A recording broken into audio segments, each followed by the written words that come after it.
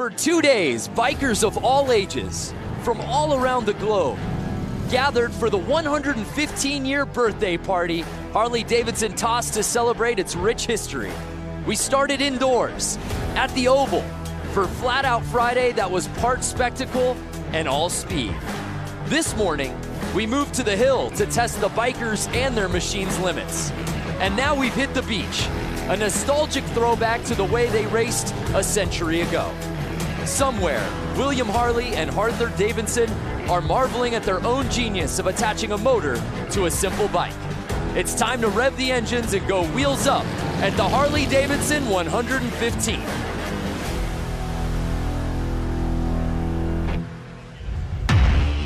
Welcome to beautiful Bradford Beach in Milwaukee. It's been an amazing 2 days of events out here for the Harley-Davidson 115th anniversary celebration. We started out last night with Flat Out Friday. This morning we had a hill climb, of course, and we end out today's action for the Bradford Beach Bowl. It's the Bradford Beach Brawl live from Bradford Beach here in Milwaukee, Wisconsin, presented by the Race of Gentlemen.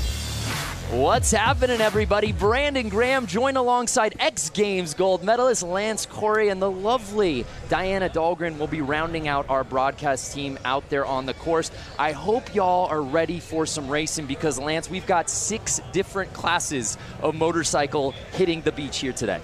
It's incredible. I mean, for the fact that this hasn't been here for 110 years and we're recreating history right now, I'm mind blown. Yeah, well said. 1908 was the last time bikes hit the sand, so we are in for a treat here today. And taking a look at our menu of events, heavy, men's hooligan, men's moco, men's vintage sportsters, men's brakeless 45, the mixed TROG 45, and I know your personal favorite, Lance, the mixed Hollywood 80. You have that correct.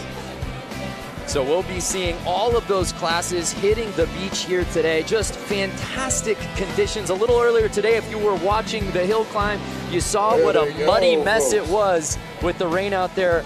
Not a cloud out here that puts us in danger of any sort of precipitation. I think it's going to be ideal conditions.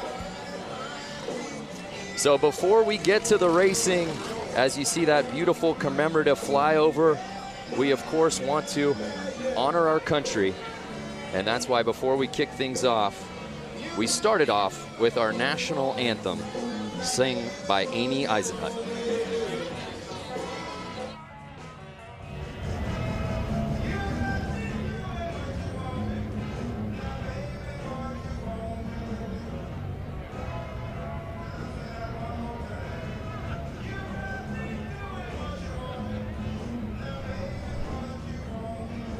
All right, ladies and gentlemen, at this point, we'd like you to rise and remove your hats for our country's national anthem, sung by Amy Eisenhut.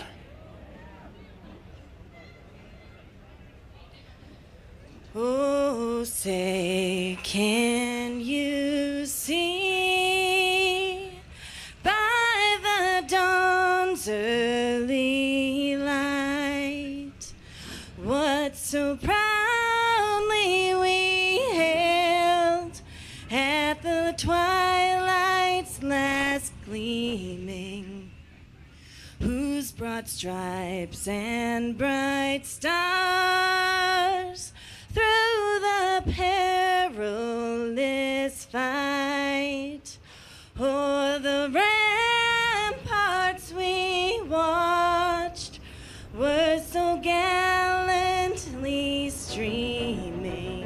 We've been down here since Monday morning at 6 a.m. essentially, pushing sand around, rolling sand, wetting sand, trying to get the gave proof through the night that our flag was still there. Oh, say does that star-spangled banner yet wave o'er the land of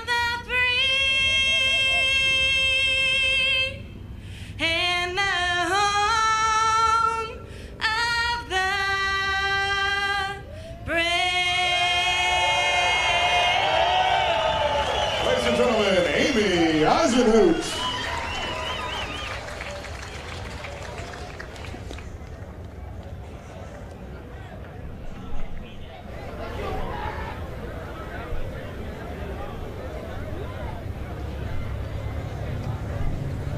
All right, ladies and gentlemen, we're getting ready for some elimination racing out here at the Bradford Beach Brawl right now.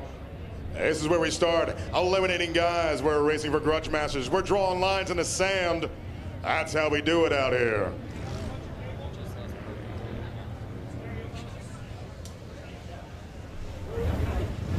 All right, we're running a bunch of classes out here. We've got a TROG 45 class. We've got the Loco class. We've got the Brakeless 45 class, the Hooligan class, Vintage Sportster class, and the Hollywood 80 class. That TROG 45 class, 45 cubic inch flatheads. All right, well, we're excited to kick things off, but before we do that, let's check out a preview on the bikes we'll be seeing out here today. Let's send it down to Diana. Same as the TROG 45. Lance, Brandon, thank you guys so much. We are down on the sand. We are going to run through the 6 classes for tonight's events. First bike here on my left-hand side. Yeah, we got Matt Harris here on a vintage Sportster. He's going to show these modern Sportsters how you push an old vintage Sportster around the track. Awesome. And then we have this lovely lady here on my right. One of HD's own, Leah Orloff, in the Moco class, showing everyone how an employee puts on a good race.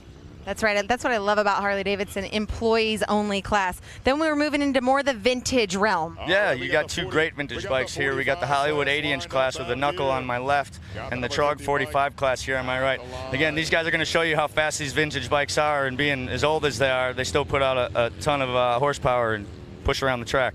Not only that, he's wearing the Harley-Davidson vintage collection sweater that I have, and I love it. And then we have the more modern bikes. Walk us through these 2. Yeah, so we got the TROG 45 class, brakeless, and we got the Sportster Hooligan class over here on my right.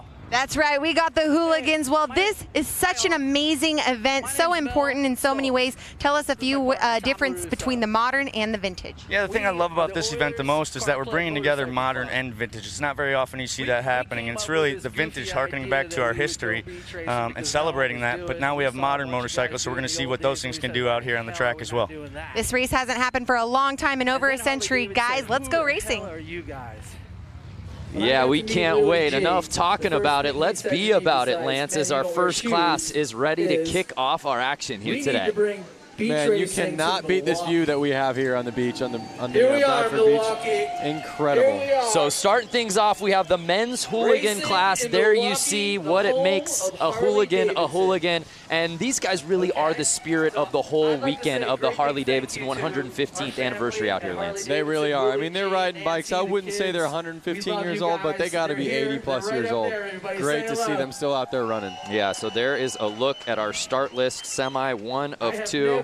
Ever had anybody get and the fans have absolutely invaded Bradford Beach. This is such an amazing event, completely free, and everybody has come out here, and we've seen it. We saw it at Flat Out Friday last night, and we saw it earlier today out at the Hill Climb and Little Switzerland Ski Resort, and no better way to cap off today's action than out on the beach. That is right, and we are so lucky and so happy to have this beautiful weather for the riders as well as us viewers. Yeah, there you see a great look at the beach, and that's a beautiful shot of the boat. To give you a little sense of perspective, we're actually up in the boat. That is where we're doing this broadcast from. This is about as good as it gets for a broadcast booth.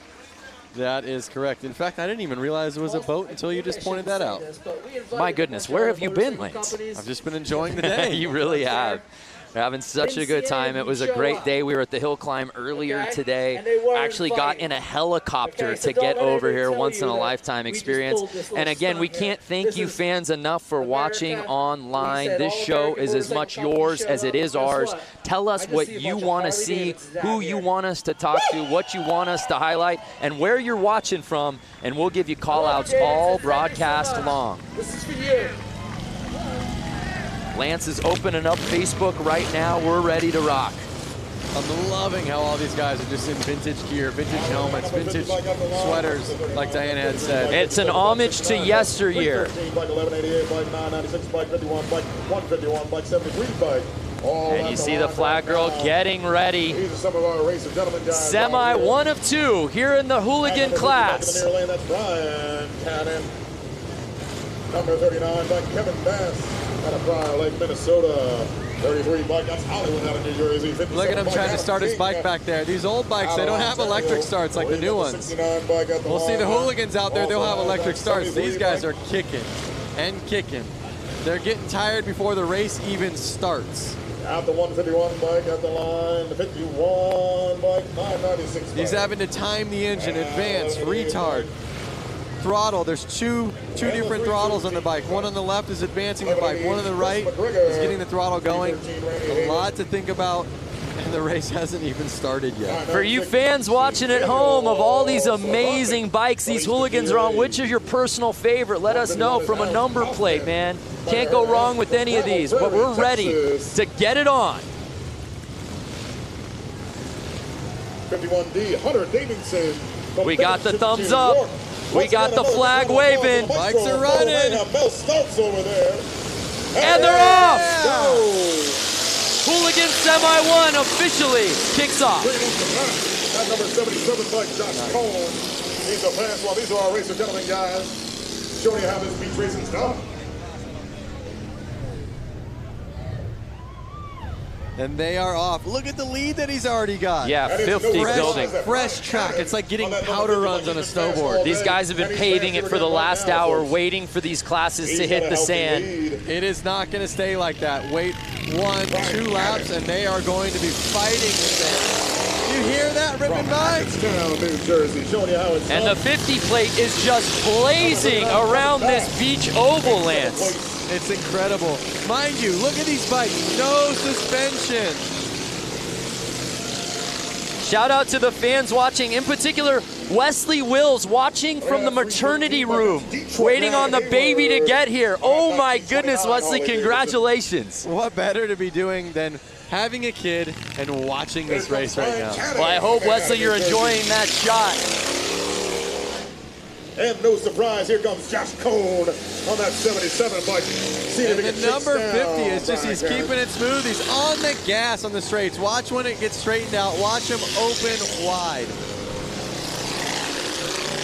And we're already getting a lapping. 50 passing the 313. Oh, getting a little squirrely out there. Looks like we got Kevin Bass stuck out there in the sandberg. I love when he just leans into it and you see the roost kind of pop off the tire. And it is right there. How awesome does that look? And that's going to do it. The 50 bike takes the checkered flag. Incredible. Now, Lance, as we said, this race hasn't happened here in the vintage class. Oh, he picked a good time to lay it down. Well, we haven't seen these bikes on this beach in 110 years. You can't practice, especially with a vintage bike on beach. How foreign was it for these guys to hit the sand for the first time with these bikes? Well, you know, they were dealing with the weather. But here's a replay. Check this out. Notice this. He slows down. Because he slows down, it's actually harder to get through the sand, and he crashes. He didn't slow down that entire race. No, it's easier to go faster on the sand than it is to slow down. When he slowed down, he let the bike go. And look at 3 of them. 1, 2, 3. They all slowed down. They all fell over, and they're all struggling getting their bike started. These are not new bikes. These bikes are older than probably most of the people watching this right now. It was full throttle the entire race, and then half the field just loses it after that checkered flag. That was awesome.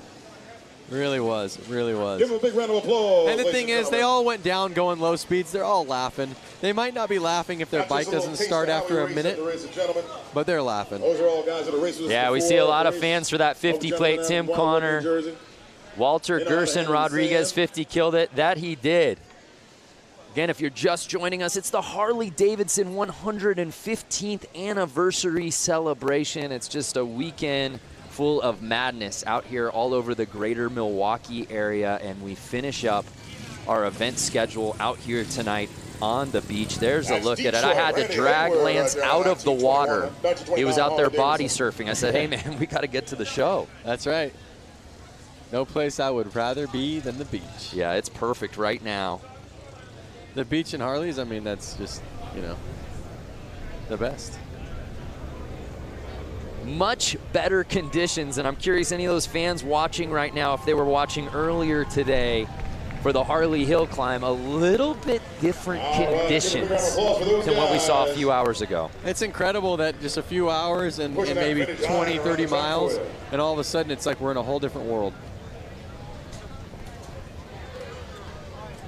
The fans have come out here in absolute droves, as you can see. Completely free event. There's no bad seat in the house.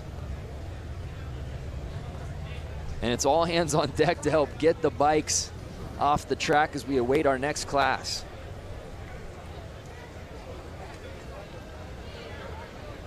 Jason Pasley, hi from Georgia. What's up, Jason? Ken Mendez was watching the hill climb. Love it. Glad you came back around. So Dan's saying he's from the west coast of Michigan. Would that be connected to this? I was told there would be no geography. So we move on here at the Bradford Beach Brawl. Again, the last time bikes hit the beach, 1908. Where were you 110 years ago? That wasn't even a thought. My grandparents weren't even alive.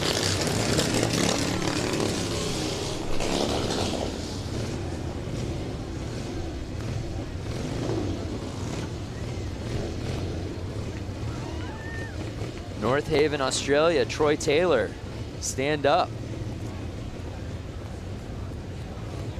It's so awesome to see all the fans out here, and then these old Harley-Davidson vehicles, I want to say. I see kind of like a milk truck. I see a old bakery truck. You know, I know we probably can't do it, or maybe it's frowned upon, but in addition to all of these incredible new bikes, like the 2019 stuff that Harley has on display, and of course the vintage bikes we're seeing out here today, as you said, the old vehicles and the old banners. I'm talking like the old Harley-Davidson race banners. That's like the ultimate memorabilia. I would love to just grab one after the broadcast when no one is looking. I'm definitely going to have to ask the right people if I could grab one of those for the shop. Great time from New York, Quebec, Canada, Bastien Briard. So I want to know all these people on Facebook Live right now. Yeah. Are they rooting for a hooligan? Ooh. And what hooligan do they want to see out here? Yeah. You know, take the win. Yeah.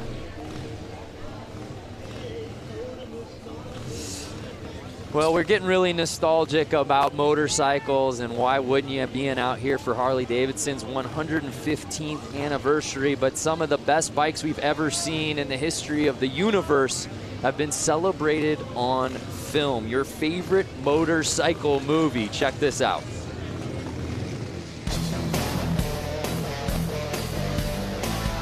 My favorite motorcycle movie is, I don't have one. I love them all. I guess I would have to say The Wild One with Marlon Brando. Terminator, because I had a fat boy. I like Wild Hogs. It's a lot of fun, and it kind of shows people it's the simple stuff in life. My favorite motorcycle movie is Wild Hogs. My wife and I watch that at least 3 times a year.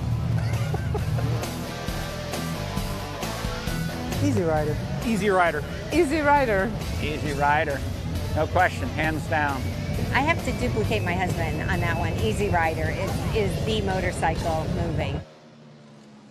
Wow, I am so glad that Easy Rider edged out Wild Hogs. What is Lance Corey's favorite motorcycle film? That's tough, man. I mean, I was born 1990, and I've watched Easy Rider. I do dig that movie. But something about watching Wild Hogs and then being able to, like, call somebody a wild hog, they're both great. It's become the ultimate adjective, that's for sure. All right, so we have vintage Sportster class lining up. Is that correct? It looks that way. Let's take a closer look at some of these bikes. Any of our fans watching out here today have got a vintage Sportster of their own? And if so, give us the stats. Actually, I'm getting word that this is brakeless 45. Oh, the brakeless 45. Yes. There will be no slowing down in this race. No. But you don't want to slow down. You want to stay on the gas. Then you stay above the sand, and you don't end up crashing. Oh, speaking of motorcycle movies, there you see our brakeless 45 contenders. I was actually going to bring this one up, that Amon Sharma Terminator. Terminator. Absolutely. Yes.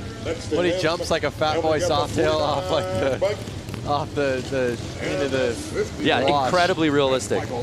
So here's a look at our rules for the men's brakeless 45s. Pretty simple.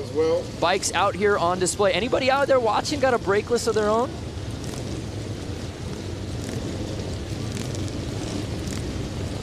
Number 311 once again is Warren Hire. Number 49, Kendall. So we've just got word that the brakeless 45 and the Sportsters are out there right now. We'll have to keep an eye on that. I love the camaraderie of class. So let's see who this track favors out here today. And it's 311 with the early lead on the outside. But he's leaving the inside track wide open for 15 to make the pass. Scott Johnson, number 15, pushing him wide and staying on the gas. Oh, I love it. That's one of the tactics of racing motorcycles is you can push people wide, and if you're a little bit above them or a little bit stronger, you can kind of run them where you want them to go. Right, well 311 got that whole shot early, but he left the door open. Yep. And it's Scott Johnson in the 15th place, leading the way. I mean, you can just hear how loud it is here. The bikes are ripping by. Uh-oh, someone's he's getting Scott squirrely. Johnson. It's Warren here. Can he catch him? Taking that berm high in that Now, second Scott turn. Johnson and Warren are good buddies, so we'll see if they play nice with each other. Oh, we've got a bike down. We'll see what number that was. Look at this shot. Are you kidding me? Can Warren cut to the inside? Through the water, inside line. The people at the fence there. We got bystanders diving into haystacks. Oh, he got. And it's 311 who got the lead. Scott Johnson opened the door and 311 pounds and he goes down. Warren's down. Too much. Too much. What a race. That was so heavy. Scott Johnson held on. It's going to be his to win. Can he keep it? The back and forth between Scott and Warren was so good in this race. And then Warren puts the bike down.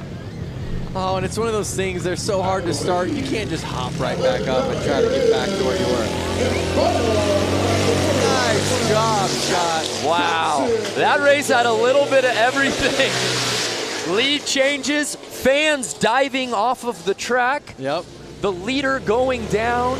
Well, you know, it's one thing, everyone can ride fast, but can you keep the bike on two wheels? If you can't, then riding fast is doing no good. Utter and complete recklessness. Scott Johnson taking the win. Let's take another look at this. So this was amazing. Whoa! Oh! Collision was going on. Yeah, you have to wonder if that got into the vision of the rider as well. And as we take a look, yeah, and this is where Warren just goes uphill, and Scott Johnson says, sweep. Just like I said earlier on in the race, as soon as it gets rutted up, it's going to be a lot harder for these guys to handle the bike. Lap one was like riding a powder run on a snowboard. Oh my gosh, that was crazy. Fans at home, what do you think? Oh, wow. They're actually going to tow this bike off the track, I think. Yep. Oh, poor Warren. Guys, like I was leading this race. Now I need a quad to get me off the track. It was mine to win. Ruby Bender, fun to watch. You can say that again.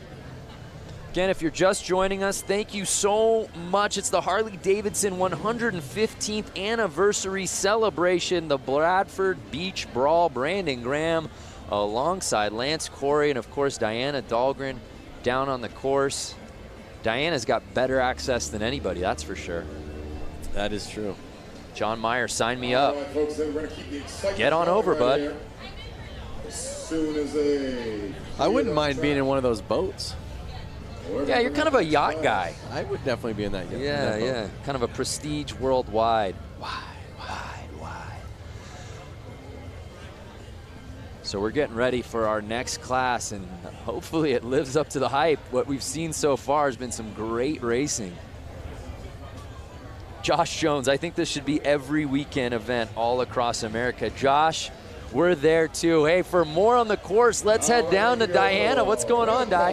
Hey guys, you know what? I'm just on this massive water truck. We're gonna go do a little maintenance right now, and we're also gonna steamroll behind the water truck. We're gonna get this course nice and flat for the next set of races. Guys, it's gonna be good.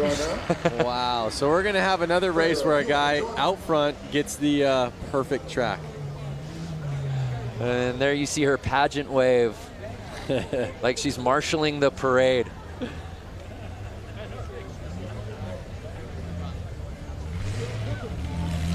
So again, obviously, as we said, no one has raced on this track since 1908, but let's take a look at how we got here. It takes a village to get this thing going, but Lance, job well done by all of the contractors out here to make it possible for us to bring these bikes out today. It's incredible. And these guys, they're people that ride or hang out with the riders a lot. You can't just come out here and make a track if you don't know what it's like to ride the bike. Right. Yeah, you can't just merely push sand around and make an oval. There's absolutely a science to this. Definitely. And oh my goodness, Diana's got a t-shirt gun. Please cover small children. Protect your eyes. Diana, can you come over to the boat that we're in and shoot one over to me, please? Oh, there he goes with that Hudson engine. So we're going through some course prep. Let's check in with some of our fans watching right now. Where are we watching from? Hello from Portugal. What's up, Angelo Lopez? Gotta make sure we keep it safe for all of our riders out there. Brazil, Felipe. There you see Diana opting for the one-handed shot. Takes utter control. How about this guy? Driving his custom-made vehicle around. Think it's street legal? And I think that nobody seems to be bothered by it at all. There's a lot of wacky stuff going on for the 115th anniversary. Good times. Brian Mose from New Zealand, Kevin Morris from Rhode Island. I want to know who's the furthest from Milwaukee. I mean, Brian Mose. Yeah, I'm not a map guy, but I feel like New Zealand and Australia would be in the lead there. Didn't we talk about not getting into geography? Yeah.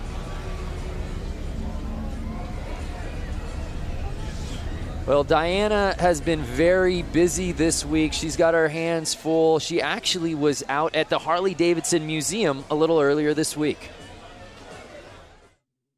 115 years ago, two friends, William and Arthur, came together to create Harley-Davidson. We are going to show you a little bit of the history, culture, and most importantly, the bikes here at the Harley-Davidson Museum.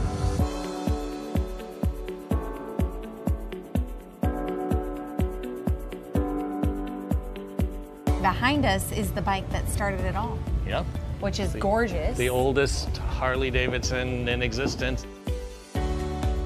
Both Bill Harley and Arthur Davidson were really avid bicyclists, and Bill Harley actually worked for a bicycle company here in Milwaukee, and their first project was to build a motor to literally put in a bicycle.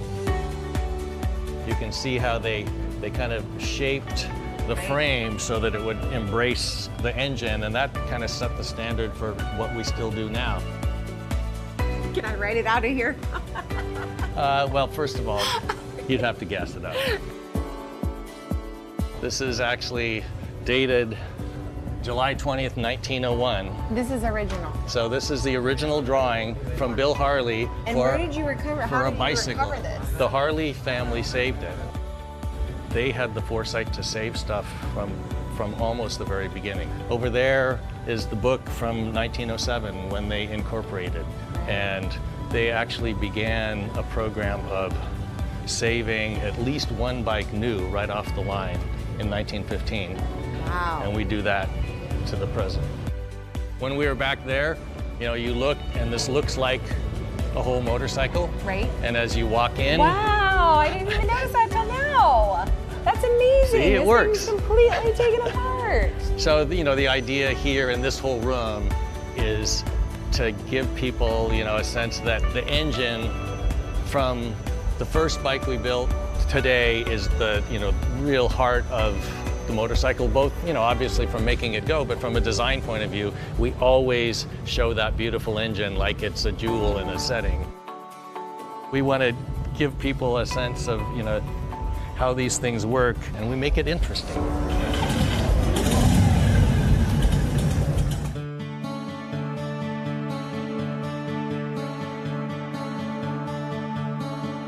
By 1920, we were the largest motorcycle company in the world and sold over 28,000. In those early decades, there were dozens, we think as many as 60 different American motorcycle companies. By the time we came out of the Depression, there were only 2 companies left. You know, the major turning point was World War II. Over the course of World War II, we made almost 90,000 military bikes. What kind of jobs in the military were Harleys actually assigned to? They were mostly, they called them dispatch riders. Okay. So they were taking messages from one place to another. Our story weaves in and out of the story of American history. This is the bike that this badass cyborg Arnold has to ride. Schwarzenegger. The real Captain America in the comic book, he rides a WLA. Right. The original didn't come with flamethrowers and stuff like rocket launchers. Like the Terminator, one thing that's great is it's kind of, you know, it's not just like a car, it's a character. So Jim, we've walked around, there's a lot of stuff in this museum. Yeah, when you think about motorcycling, it's not just the bike, it's the black leather jacket, and all the uniforms, and then all the things that people do to add to their bike. So we've got, you know, just an incredible array of things to help tell the story. What do you hope each person that sets foot through this door gets? If you come into this place and you're a Harley-Davidson enthusiast, we're gonna stoke that passion further. If you got dragged along by somebody and you don't think you're gonna like it, you're gonna leave thinking, you know, that was actually interesting, and I've never really thought much about motorcycling, but that's an interesting subject. There's something for everyone here at the Harley-Davidson Museum, that's for sure. That's the goal. Wow, just a tremendous story.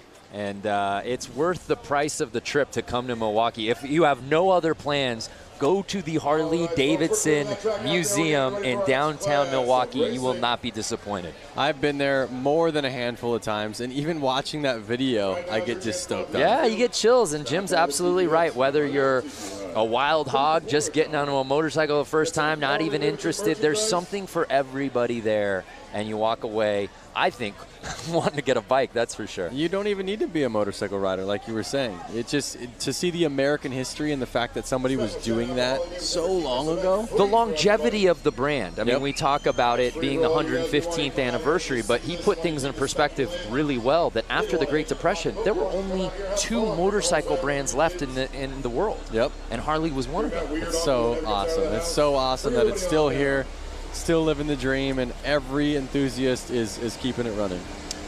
Well, we thank you for joining us here for the Harley-Davidson 115th anniversary celebration. It's the Bradford Beach Brawl, and we've just got some course prep going on out here at the beach on Lake Michigan.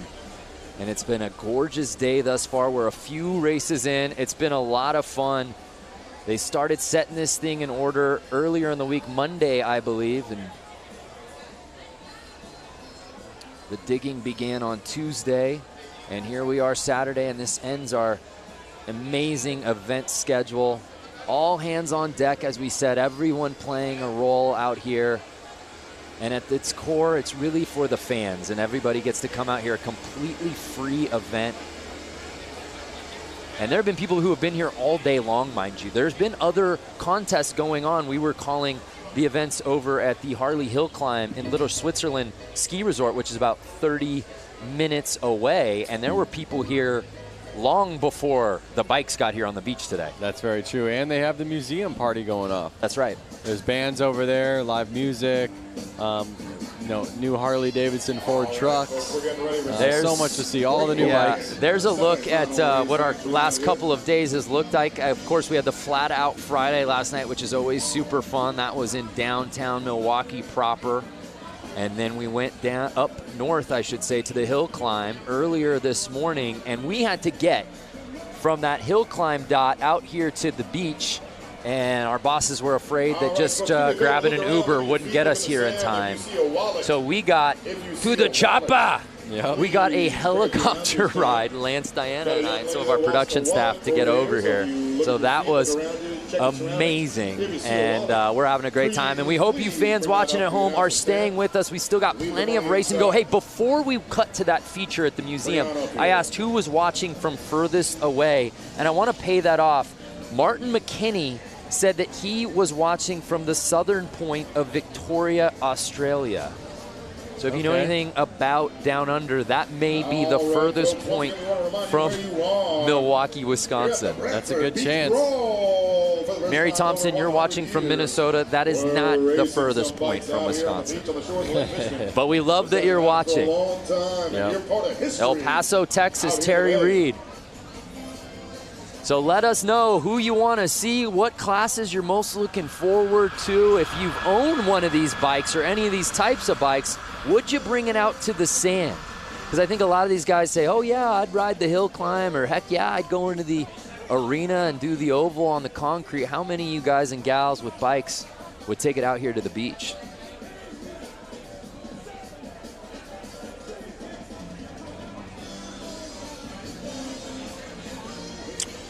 Well, let's head back down to Diana, who's fresh off her free ride. I guess you hitched a ride to get onto that water truck. How you feeling now back on land? I'm back on land, and it was great. The track maintenance is so crucial when it comes to this beach racing. And you know, to think about it, over 100 years ago, we didn't have machinery like this. So it just makes you wonder what track conditions were like back then. But for now, the course is smooth, it's going great. And I will tell you, these are the greatest fans in America right now, near and far in Milwaukee for the 115th anniversary Bradford Beach. This is the spot to be, guys. Yeah, there's no doubt. She's got the best seat in the house, and we're getting ready for our next class that will be hitting the beach, the Hollywood 80, Lance. All right, folks, listen, it takes a village to look around, look at your feet, see if you find a wallet. We got a young lady missing a wallet. So there you see fans in attendance. We've got fans in the infield. We've got fans out here. There's some stadium seating just east of the sand. And lines of traffic. I feel like cars are even stopping near the beach just to roll down the window to get a view of this thing.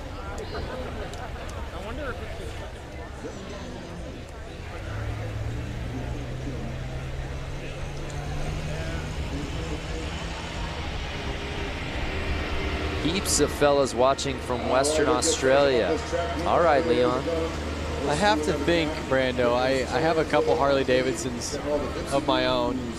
2018 Lowrider. Okay. I have a 2013 Street Bob. Okay. 1992 FXR. Okay. And a 1957 Panhead. That's more than a couple. And a couple more little ones. I got a little Harley Shortster. But I was just talking about the big bikes. I have to say that if I were to go out there... Which of the stable would you bring out here to the sand? I would bring the 2018 Lowrider. Okay.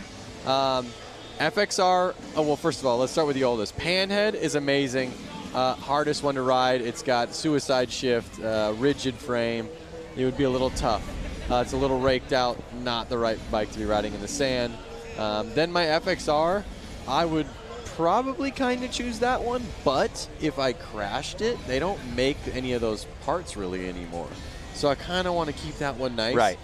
Then I have my Street Bob, great bike, love it. But it's kind of lifted, it's set up a little bit more aggressive. My 2018 still has the stock suspension on it because it's great. It's the lightest of those bikes. It's going to handle the best. So I would put my money on bringing my 2018 Lowrider out here. Yep. Well, maybe for the HD 120th anniversary celebration, we can get Lance Corey not only in the booth, but out on the sand. Yep. And by the time that rolls around, that 2018, that'll be a forgotten memory, that bike for you. Yep. I'm curious, anyone watching this, any of you guys have one of those bikes that I mentioned? Do you have a 2013 Street Bob? Do you have a 2018 Lowrider or an FXR or a Panhead? Just want to know, what you guys are riding. Yeah, what do you got? Not only what do you got, what do you have in the stable, but are you willing to bring it out here to the beach? That's a commitment. Kevin L. Morris says he's got the new Softail lowrider, so would you bring it out, Kevin? That's the question. Would you bring it? How's it set up? Could it handle the sand? But this is the thing. You don't know until you get out here. You don't. It's too conceptual, I think, for a lot of these classes when, hey, Harley-Davidson says, hey, we're hitting the beach for this race. Oh, amazing. Which bike am I going to use? Is my bike even going to hold up? Yep. Jeremy Pike has a 2001 Dyna T-Sport. They don't make those anymore. Yeah, see, now that's what you gotta, that's the risk involved. There's probably a lot of nice parts on that. It would be a rad bike to ride to Milwaukee on, and I don't know where you're from, Jeremy, but would you ride here and then take off your bags and get on the track and rip a couple laps with Rusty Butcher? If you're the proud owner of the Channel 12 news van, my guess is going to be you probably work for Channel 12. You got to move that van. It's in the way of our water. Stefan says, I got a 2013 Street Bob. I don't think I'd take it in the sand. There it is. All right, well, while we wait for this next class to hit the sand, let's head back down to the beach with Diana. This is a rider that you've seen in many classes here this weekend, JJ Flaherty. So many titles under your belt. You're such a great sport and ambassador for the sport of Harley-Davidson and everything that it involves. Talk about the 115th anniversary. Oh man, this is huge, and I love that they brought the racing stuff back here to Milwaukee because it's everything. I think racing should be top priority. In my opinion of things. But yeah, growing up, being just, local to Milwaukee and like going to the 90th, like I think the first one I remember is the 90th, 95th, the 100th, and I started doing BMX shows at the 110th, and now I'm here racing at the 115th, so. Let's talk about that. You were at the hill this morning. Oh my goodness, the conditions there were treacherous. Now you're on this nicely manicured sand track. Luckily I got a little bit of a motocross background too, so I think that's helped me in these turns, especially 1 and 2. It's pretty greasy, it gets rutted up. Now we have tons of thousands of people watching live right now, and you're sitting here about to go on this course and race. Explain the feeling that you have right now about to go onto this course and lay down some sand. I was going to say lay down some tar, but that doesn't apply here. Well, I hope I'm not laying in the sand in front of all those people. I already did that once today. But it's a pretty awesome feeling for sure. Any adrenaline? Oh yeah, for sure. Tons of adrenaline. Well, we've heard it from JJ Flaherty. Big round of applause for this guy. Such a great sport. And let's see if we can take first here in tonight's hooligan class. See you, JJ. Thanks. Guys, back to you.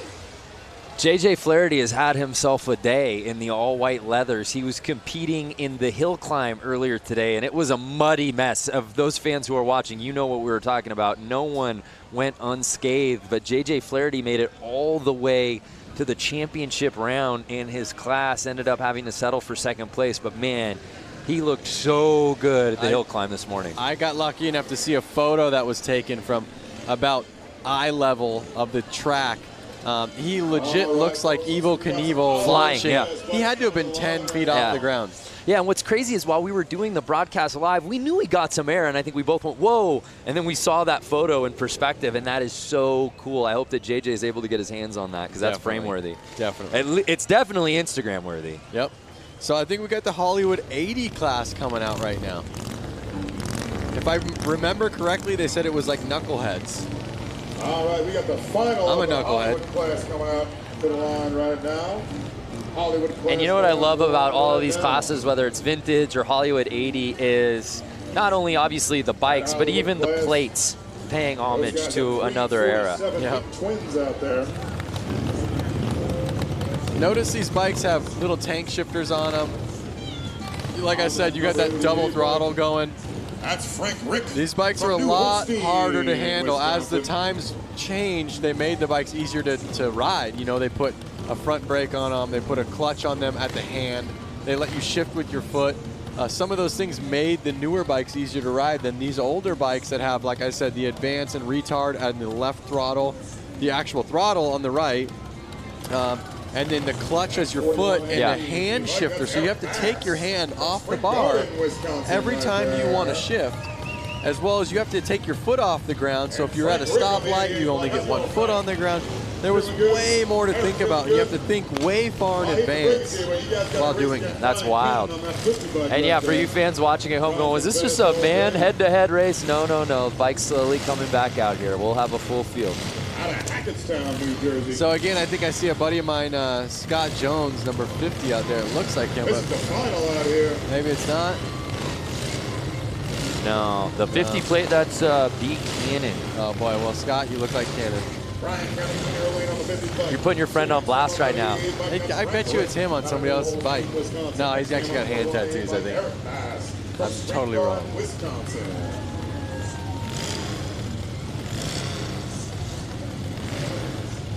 Daryl Jewell, back in 73 and 74, we drag race on the beach at night, had a 73 Sportster. All right, Daryl.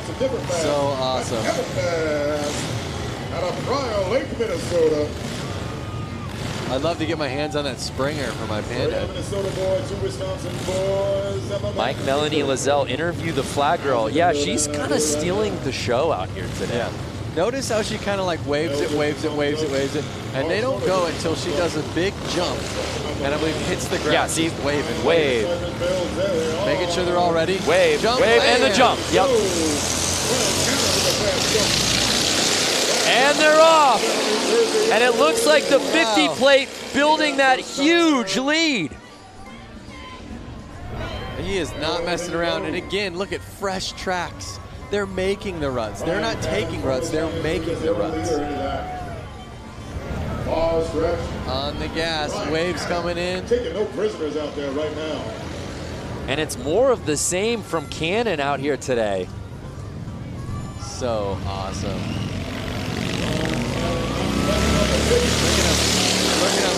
He's getting the weight on the rear end, which is basically getting the front tire off of the ground. It doesn't look like it, but the weight is completely off of that front tire, which is making the bike get through that sand way easier than you would imagine. It's still hard, but a lot easier than if you didn't. Well, no, I see what you're saying. Brian Cannon making it look like a Saturday stroll. Look at the lead he's built. He is definitely out front. He's got almost a 4-second lead. You can hear these bikes through our microphones just ripping.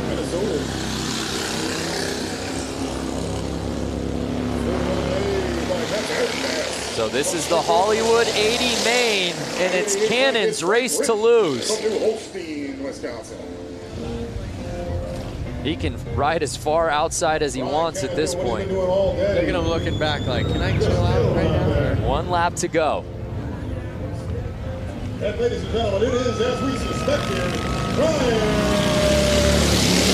And it's Brian Cannon with the win. In second place, Kevin Bass from Fire Lake, Minnesota. I see 2 Basses out there. Well, Seabass and the guys offered to pick up our tab. Don't go there. Okay. Not yet, I guess. So Brian Cannon leaves no doubt about it. Just riding like his head is on fire all day out here on this course. And this time, though, Lance, he finishes the race and stays on the bike. And he really put it down there. It's always nice to come out for that vengeance. Looks like number 88, Frank Rick, laid it down that last turn. It's always nice when you can go twice in one day, right? When you have more than one race. I think the first race you kind of just get the EBGBs out, you know? You're ready to go, and then you finally are like, all right, I'm ready. And if you're just joining us, this is a weekend full of races. A lot of these guys that we're seeing out here tonight at the beach, we saw earlier today at the hill climb, and a lot of those same guys we saw last night at Flat Out Friday. Yep. A lot of motorcycle racing for a lot of these guys. It also involves some bike switching. Now we gotta help you, huh, buddy? Look at all the smiles coming off the track, all their friends, mechanics, maybe bike owners that are letting their friends ride their bikes. Well, JJ Flaherty, who Diana Dahlgren was interviewing earlier, actually lost to a rider whose bike malfunctioned right before the start of the race and had to borrow a friend's bike literally 30 seconds before the start. Maybe that was his trick tactic.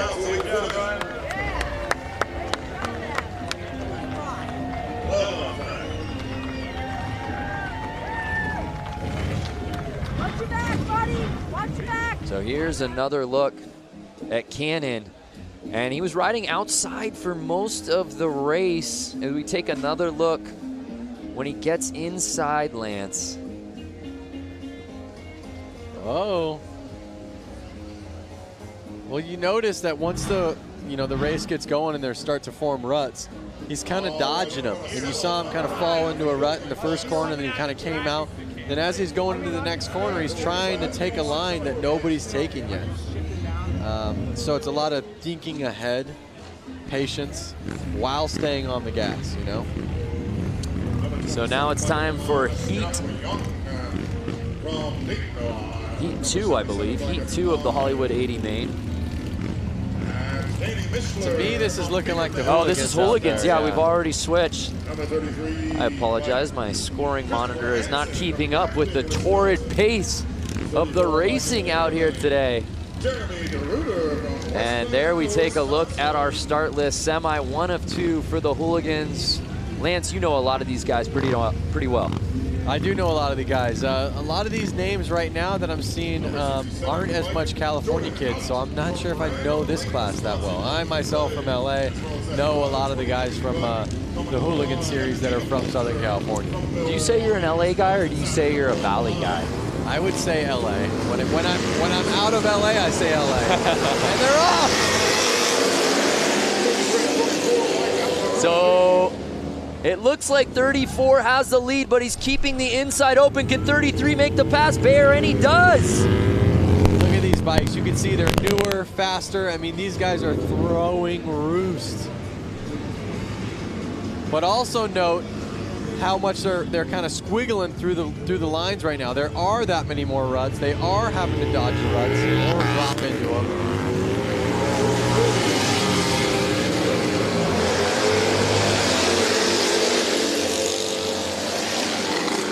So now it's Hansen, 33. Can he hold on? Right behind him, 77, Mishler. He's building quite a lead here with 2 laps to go. Notice how when they're going down the straight, they lean back, and when they go into the corner, they actually kind of lean forward up on the front of the gas tank. It's kind of because they need the front end a little bit to steer. That's the stance. See how he's on the front? He's not on the back of his seat. It's final lap. Can Hansen hold on? Now he's on the back of his seat. Ah, yeah. You see that transition? He's pulling tear-offs out there, which means he's getting roosted. Or throwing dirt up off his front tire. He probably doesn't have a front fender. And here comes the checkered. It's Hansen taking this semi.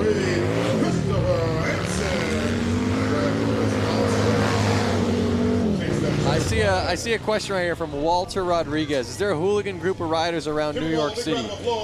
There's a group of guys that have ridden the hooligan class. They're called the East Coastin' Crew. They're out of Connecticut, New Haven, Connecticut. I want to say that's what, maybe 45 minutes from New York City. They have ridden hooligan classes, and they kind of do stuff like this. I don't think they're here this weekend, but there are people on the East Coast doing this. See Mike Melanie Lazelle, 33 must-ride dirt bikes. So let's take another look here down the stretch before that first turn. And early on, it was the 34 bike, but he went outside, and 33 was able to pounce, and there was no looking back after that first lap. Like I said before, those ruts are kind of messing with these guys now. They're having to hold on to a wild animal almost. A little bit different than riding your Sportster on the paved ground. I will say. So we've still got another semi-final in this hooligan class. I think I see a couple of the crowd favorites heading out to the track right now. So who will join Hansen and the boys who qualified out of that first semi? Number 35, Dave Kilkenny from Waukesha, Wisconsin, comes to the line. It's great too, Lance, because there is such a huge contingency of Midwest riders, particularly Wisconsin riders. We've seen it across all platforms out here the last 2 days. Yeah. And there's our guy, JJ Flaherty. Going from flat tracking in a little arena on concrete. Yep. Launching his Harley like Evel Knievel up a mountain. And now he's here on the beach, riding in the sand. And I believe through every single race, the promoters have made them wash their bikes so they don't transfer the sand to the concrete, the dirt to the sand, vice versa. I think it's kind of a rule by the city, as well as you know, keep the tracks clean.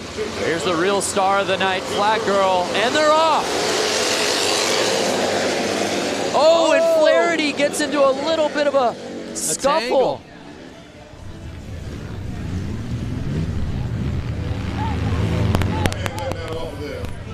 Oh, we've got ourselves a battle, Lance, right at the top. Oh, yeah. Flaherty staying on the inside, though. Yeah, he's playing this thing right. 142 still leading, but he's on the outside. And now it looks like he's finding his groove, Lance.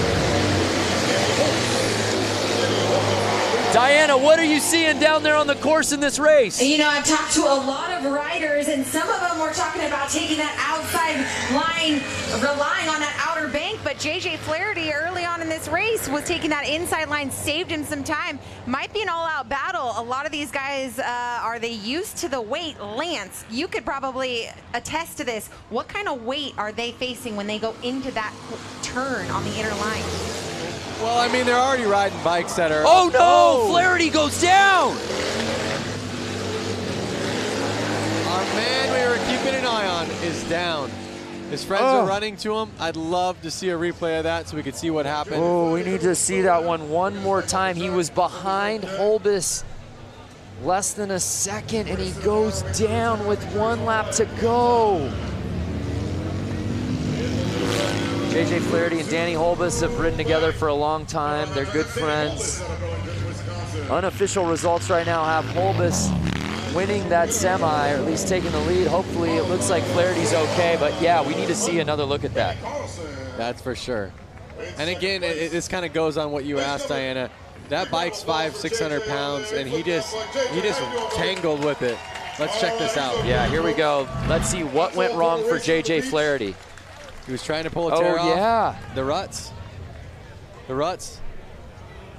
Yeah, Diana, is that what you saw down there with JJ? Saw the tangle up, but also what I saw, guys, was the camaraderie. I don't know if you saw Atkins, better known as the Rusty Butcher, come right up to him, check on him, see how he's doing. There he is again with another hooligan. That's the love and camaraderie we have here in Harley-Davidson and flat track racing. Yeah, well said, Diana, especially in this hooligan class. So many of these guys are friends. What started out as just friends riding together, gaining notoriety, and it's evolved into something so much bigger than that, and they're all out here today. Really what happened out there was, you know, he was trying to grab his tear off because he was coming from the back. He probably had dirt all over his goggles. He was a little too focused on that, and you saw he was kind of in a shady area, which I want to touch in a little bit. He didn't see those ruts that we've been talking about since we started this. He cross-rutted. Front tire was in a different rut than the back rut, and that basically crossed him up, threw him right off the bike. That's a really good point as we take another look. Going at the goggles, not paying attention. Yeah. Cross ruts. Just takes one hand off and completely loses control.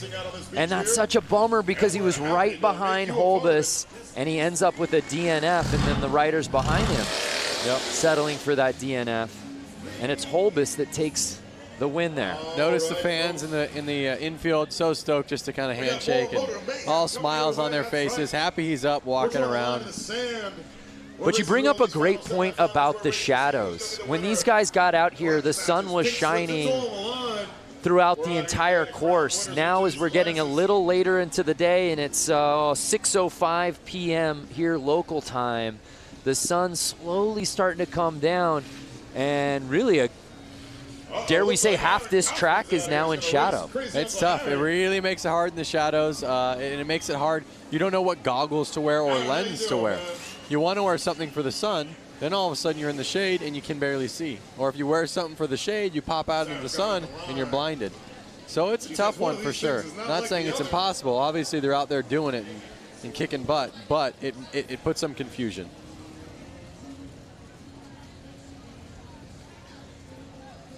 So we're shaking it up a little bit out here for this one, as you can see. One of these things is not like the other. Again, fans watching from home, where are y'all watching? Who you got in this one, 4 wheels or 2? And off they go. I'll tell you what, it's also a battle of gears. Look at how much he is steering that thing, just on a left, right, just to keep it going straight. It's already turning around with the look back. So you can imagine with how much he's having to correct those steering wheels, how much a motorcycle's having to do it. John Holt watching from Tucson. What's happening? Paul Gorbett from the UK. Oh, and the bike makes the pass on the car. He's getting a good lead. He's got about 2-3 car lengths, but that car is hauling butt into the corner. You gotta get yourself a Harley-Davidson motorcycle, son. Can this car somehow make its way to the inside for a pass? 151 not giving him an inch. The man in the car's got a cup holder, a drink. He's just hanging out. Look at that, thumbs up, good times, positive vibes. That's all it's been here all weekend long. Good vibes across every race. Christopher Pinnicky watching from Des Moines, Iowa. Randy Serta, California. Australia now, Louisville, Kentucky. What's up, Trevor? What would you ride, the bike or the car, Brando? I'd go 2 wheels. 2 wheels. How about the viewers? You want to drive that car or ride that bike? I want to drive the car, but something about getting a motorcycle on the beach feels like a once-in-a-lifetime opportunity. Oh, now the speed's picking up a little bit here. What happens on this turn? That's what we do, ladies and gentlemen. We throw a bunch of one thing to note. out of the sand, we see who comes out on top.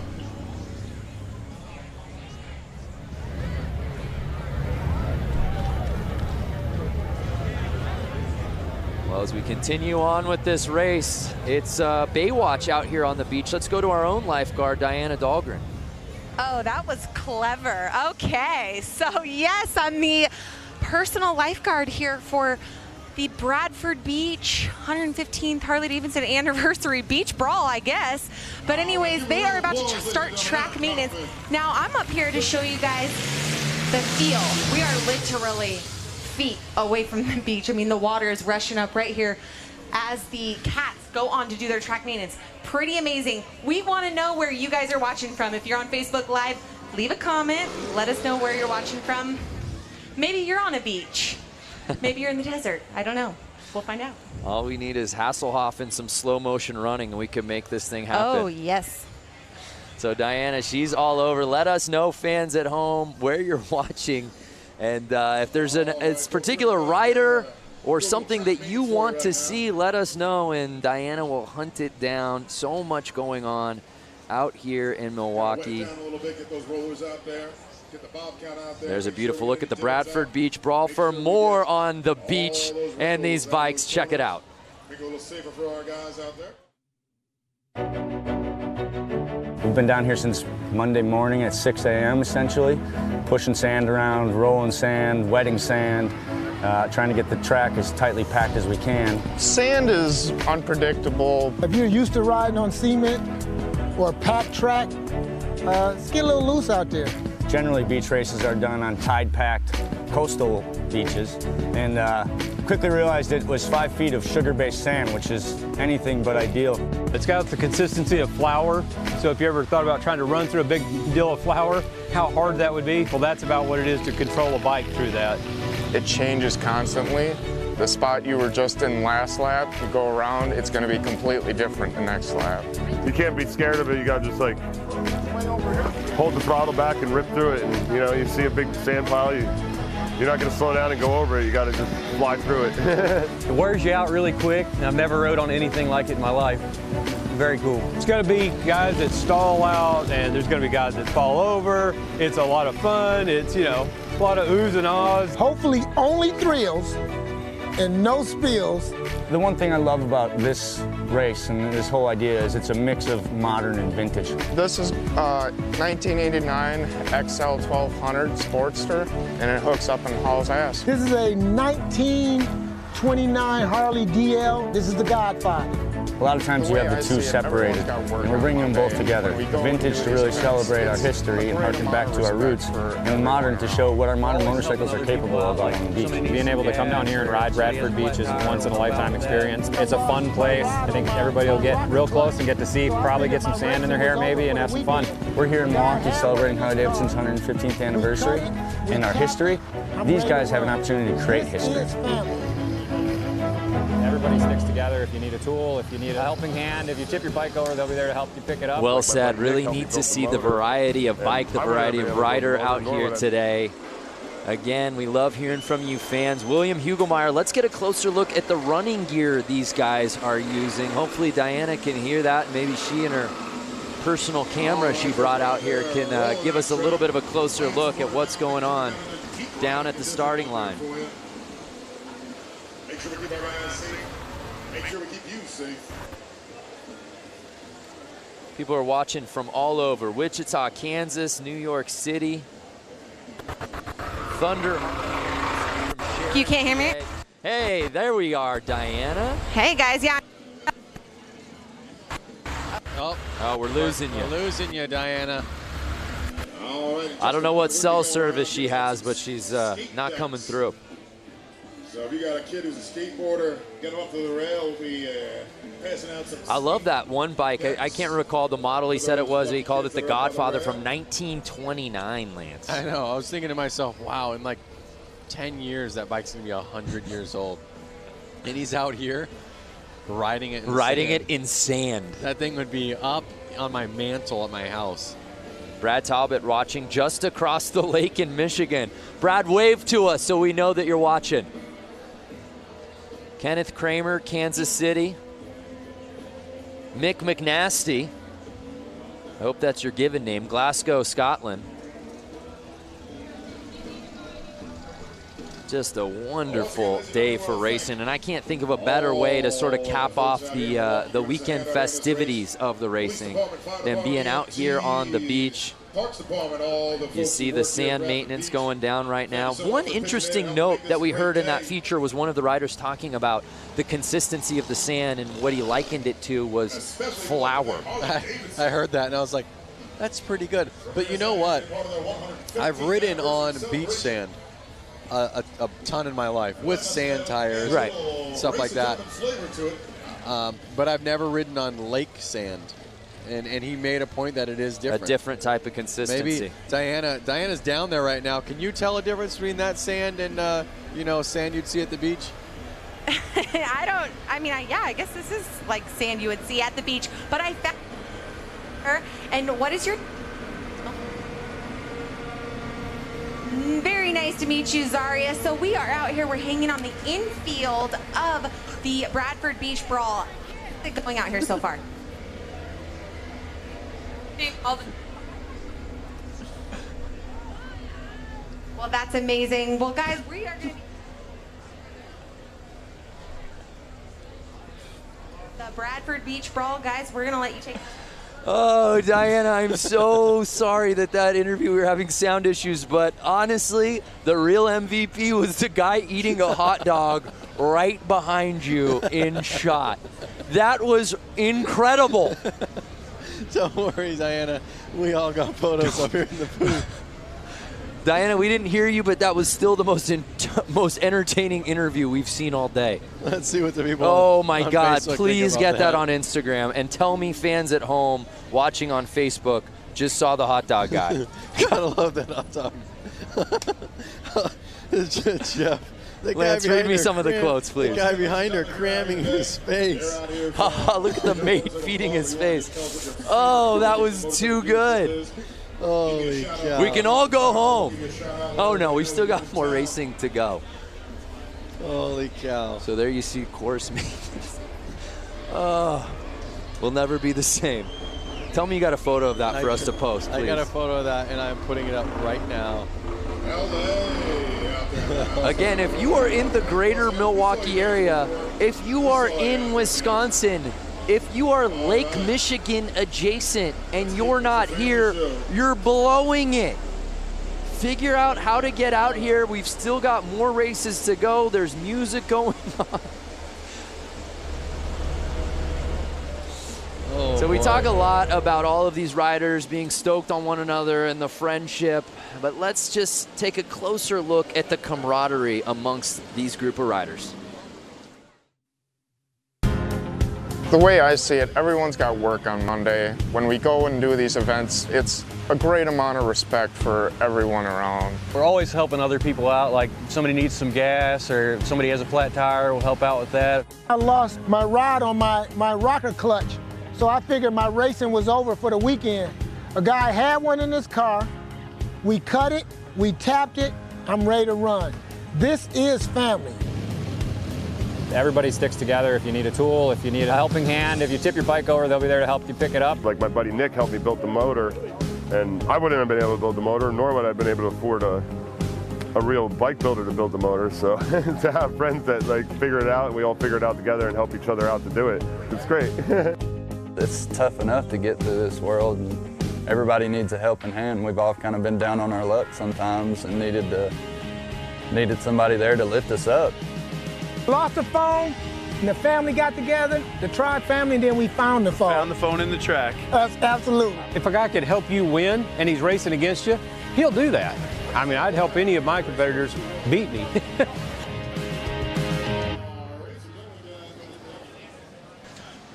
Such an amazing time here on the infield of the Bradford Beach Brawl. Geez, that's a tongue twister. But anyway, standing here with a lovely lady I just met. Let us know what your name is. I'm Barbara Rayborn. Barbara, where did you ride in from? We came in from Springfield, Louisiana. And how long was that ride? Well, considering the fact that we went from Springfield to North Carolina, Tennessee, and then here, it was a few days. Wow, who else here came all the way up to Milwaukee for the 115th anniversary? Who else rode here a couple days? Can we hear you scream? I hear some screamers. There we go. I hear some people screaming. There we go. Okay, so it was a safe journey, thank goodness. What'd you guys ride in on? Well, we actually own a Harley Ultra Classic. Her name is Sister Jade. She's green, 2016. Whoop, whoop. And then our other friend has a Harley Chopper, and it's a classic from early in the 2000s. So wonderful. What has been your favorite part about this weekend's celebration? Oh, wow, that's so difficult to say because the hill climb this morning was amazing. I used to ride dirt bikes in my younger years, but we really enjoyed the hill climb this morning. I tell you what, Suburban Harley and our Harley, the Iron Harley, look, those places had some amazing parties yesterday. We really had a ball. Wonderful. Well, everyone out here is having a great time. We're in the infield. If you guys haven't experienced infield yet, come on in here. Loads of activities happening. Thank you so much for talking. Very nice to meet you. Guys, back up to you. Yeah, I love it. This whole weekend, I don't care where you are. If you're outside the hotel, you're walking to a restaurant, last night at Flat Out Friday out here at the beach, or hill climb earlier today. So many people like that lovely lady that Diana was speaking with, just people who rode in here. You and I were commenting and marveling at all the different license plates we were seeing on the Harleys. We saw bikes from Mexico yesterday. I want to kind of go back to Facebook Live right now. We're getting comment after comment. Like Lucas said, the weekend will not be complete if the hot dog guy doesn't get an interview. Where is the Harley-Davidson hot dog man? He has now been. He's now an HD ambassador. This is incredible. Hot dog, Harley-Davidson. It just makes too much sense. So Diana, if you're listening go right find now. the hot dog guy. We sent you photos. We texted them to you. You didn't even realize he was behind you. Go find this man, Diana. Or someone from Harley watching this right now, please get in contact with him. Bring him to the booth.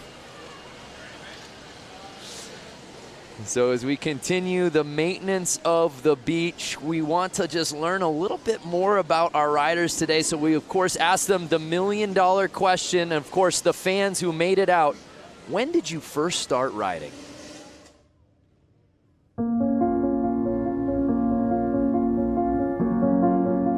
I started riding when I was very young. I had 2 older brothers that rode, put me on a bike when I was very young, pushed me and said go. Didn't tell me how to stop, nothing. And ever since then, I've been hooked. I started riding 30 years ago. Why?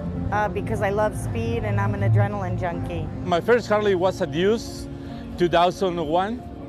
And well, it was a dream became true when I was so young. I've been a Harley since 12 years. And I fall in love with Harleys. And I've been riding since the day I turned 16. I had a little Honda 150 delivered and I've never been off of it. I've always liked motorcycles. I had the fear of them. And my wife says, why don't you take a class and see if you like it?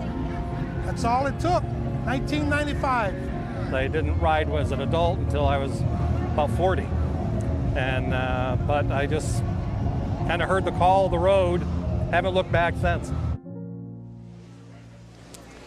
Yeah, everyone's got a fantastic story on how they first discovered motorcycles. Lance Corey, professional rider, X Games gold medalist, freestyle. Tell us how you got into riding bikes. I just had, actually my parents did not ride. I had a cousin, 2 cousins that rode motorcycles. They were a bit older than me. When they grew out of their PW50s, one of them was handed down to me.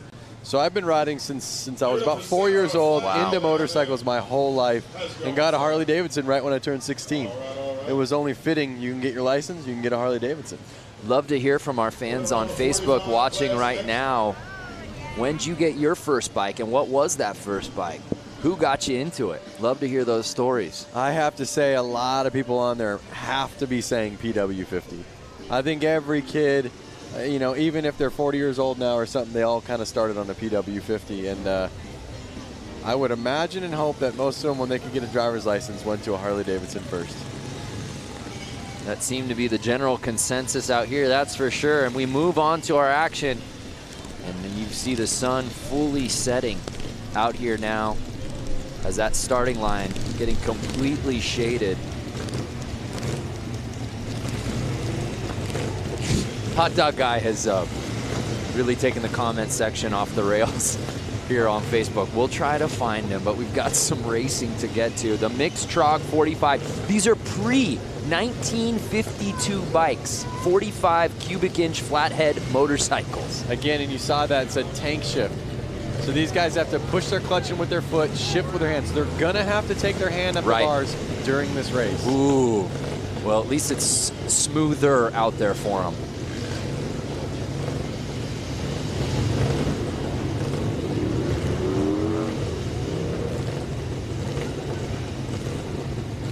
There's a flag girl that a lot of the viewers on Facebook are. There's been some standout performances out here today. Flag girl leading the gate. Obviously, Hot Dog Guy coming in hot. Hashtag Hot Dog Guy. Please, if you're out there watching this and you love that, please hashtag Hot Dog Guy. We're going to run them again right after that, but we're going to reverse the order. Just give everybody a fair shake. And you see, even with the course holds and the maintenance, fans are not leaving. They're here to watch some action.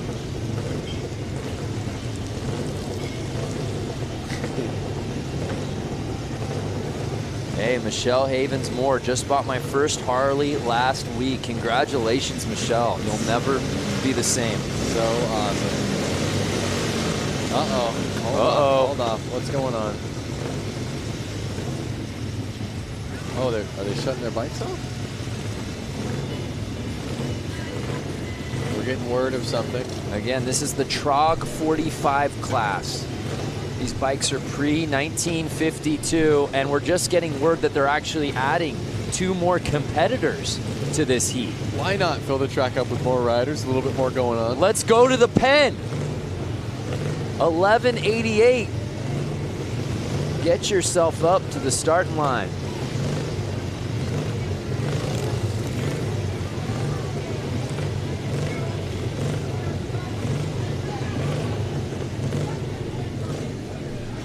And here comes the 313. Remember, this is the bike, I believe, from 1929, Lance. So awesome. The godfather of them all. Look at how clean the paint job is on it. Amazing. This does not look like a bike he should be out there. No. Scrambling. And the with fact these that he's dudes. scrambling out here on the sand with this bike that's All right, ladies and gentlemen. 90 years old is just remarkable. How's my dude number 77 with a ciggy in his mouth? At 151 bike, that's Aaron Kaufman out of Gravelberry. All right, we've got a complete heat. Daniel D'Souza, Ocean, New Jersey. Let's get it on. Look at him getting roosted in the back of the gate. They're off. 51G, Harley-Davidson. That roost does not feel good. You ever been sandblasted? Never. It takes paint off of stuff. So it's 69 getting the hole shot. Does he leave the inside open though? He does, and it looks like the 77 bike takes the lead on lap 1.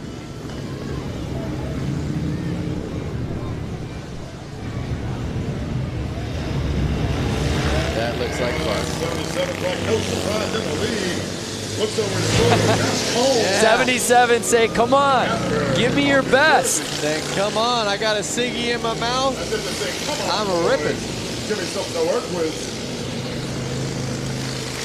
It's golden hour out here at Bradford Beach. We have so many 313 fans out there. Bumping up the rear of that 29 Harley-Davidson. I mean, this is just, by the way, professional athleticism at its finest with the ciggy in the mouth. Notice how the number 77 is leaning that bike into the corner, foot out, dragging. That's the stuff that looks fun. Watch him, put his foot out, he's dragging. Look how much he leans that bike over. Look at that thing. Look at that lean. Committed, so committed. And again, he keeps turning over the shoulder, waiting for somebody to come chase.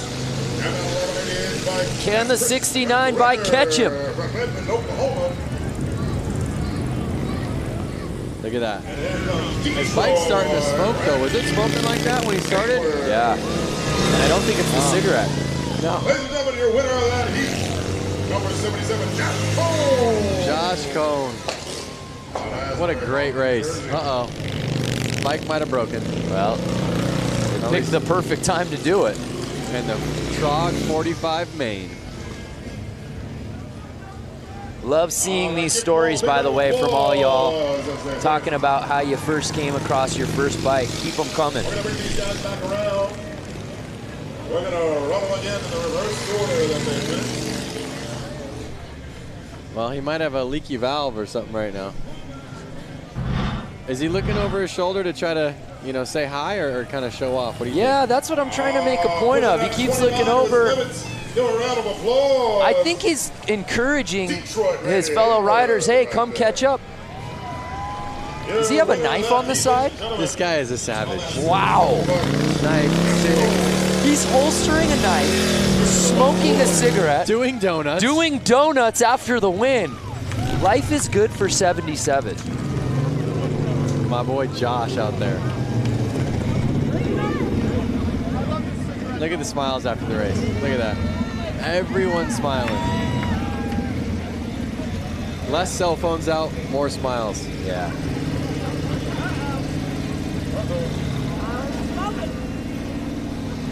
That is racing at its very core right there. Well, let's head down to Diana. Diana, what you got? You know, we give the people what they want around here. Yes! You were saying on Facebook Live that tons of people were saying, who's the guy in the background eating the hot dog? That's Kevin. And Kevin is a Milwaukee local, and he clearly loves hot dogs. He's even out in 95 Harley, and I do love hot dogs. Yes. He has a 95 Harley, and he loves hot dogs. So, Kevin, you're a man of many talents. Let's talk about it. You're an engineer. You have a boat. You have a Harley. What else is on your bucket list? The 120th, I think that's going to be better. We're going to have faster racers here, and Milwaukee is going to be having a world championship with the Bucks. And the Packers will be 3 years in a row Super Bowl champions. God bless Wisconsin. We love Harley. And cheese. Manufacturing. I want them to stay here. But God damn it, we love Harley. Amen. Woo! This guy's famous, and we give the people what they want. Hot dog. Where's my beer? Okay, so Brandon Lance, we're going to take it back to you. Giving the people what they want right here. Kevin! Our day is complete. Diana, thank you so much for tracking down Hot Dog Guy. We thank you. The people of the great state of Wisconsin, thank you. And everyone watching on Facebook, thanks you. A lot of Hot Dog Man fans out there, that's for sure. Amen. Buy that guy a beer. We gave the people what they wanted. Hot Dog Man for President 2020. For those of you just viewing right now. Yeah, going, what, why, how, where? Earlier, Diana Dahlgren was interviewing somebody out there in the infield, and that fine gentleman just walked up behind him and just unloaded on a hot dog on camera and really stole the scene. And Lance and I, to be quite candid, we haven't been the same since. No, we pulled our phones out, taking photos of it. It was definitely a highlight of the day. Well, Diana, of course, is busy on top of doing the sidelines here today. She also catching up with the fans. She caught up with some a little earlier today and asked that philosophical question: what does it mean to be a biker? Here at the Harley-Davidson Museum, it's a constant festival, a revolving door of thousands of people who share a common passion and a common philosophy. I'm sure you get the same answer from everybody. Freedom, you're out there in the air. I mean, there's nothing inhibiting you, or you can feel the road, you can feel the wind. To be a biker, you have to be resilient and willing to be flexible. You have to have a sense of adventure to be able to enjoy Harleys like you're supposed to. To be a biker, you have to be free. It gives you the freedom to go out and do the things you want to do. Something you really have to do. It's not something you can explain, really. It's a part of just the whole camaraderie, the family. You get on one, you kind of forget what your problems are, you forget what you've done all day. It's just a matter of realizing what you've got and enjoying it. To be a biker, you have to be someone who loves to ride. I mean, that's the reason we do it. Something just kind of hits you here. It's just the rumble. I just love it. I get tears in my eyes thinking about this one. It's a way of life. It's something I've been doing for 52 years. And once you get on a bike, it's so free. It's just a freedom that it's hard to describe unless you do it. I'll never forget the first time I got to ride. It was on the back of my dad's bike, and it was indescribable. Luckily, some of my friends are able to put it into words.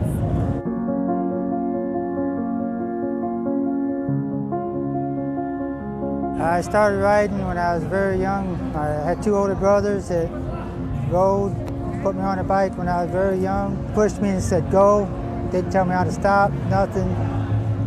And ever since then, I've been hooked. I started riding 30 years ago. My first Harley was a Deuce, 2001. And well, it was a dream became true when I was so young. I've been a Harley since 12 years. And I fell in love with Harleys. And I've been riding since the day I turned 16. I had a little Honda 150 delivered, and I've never been off of it. I've always liked motorcycles. I had the fear of them. And my wife says, why don't you take a class and see if you like it? That's all it took, 1995. I didn't ride as an adult until I was about 40. And but I just kind of heard the call of the road, haven't looked back since. I love it. Heard the call. You heard so many of those fans outside the museum talk about freedom. That seems to be a word that is used over and over again when it comes to riding motorcycles. Well, you hear those stories, and really all of those stories kind of hit home, I think, with anyone who rides. You know, there's something that came out of every one of those mouths that makes, you know, there's something for me about that. So, We're all riders at heart. Whether you ride every single day, whether you ride twice a year, whether you have 10 bikes, We're also up here with Willie G. Willie it's G, great we have to the be honor a of having rider. him at our Race of Gentlemen all the time. Well, there you see the thank shot. You so much for having Just us be a part of this gorgeous great setting for these 150th races anniversary. out here You're having fun today out here today, and thank you again. at the Bradford Beach Brawl. We move on. These are more riders from, I'm being told, our Hollywood class. I don't know how complete this heat will be, Lance. This one looks to be potentially a head-to-head battle here. So we have the number 50 and the number Springer front end. All right, ladies and gentlemen, Willie G.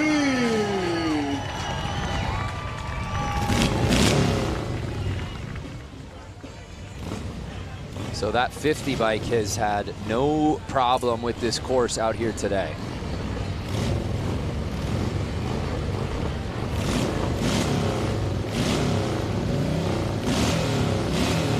Notice this Kickstarter just kind of flailing around back there. So much vibration going through those bikes right now.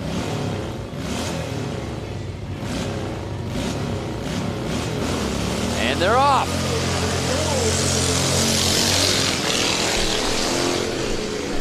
And again, the 50 bike showing no problem out the gate, takes the early lead.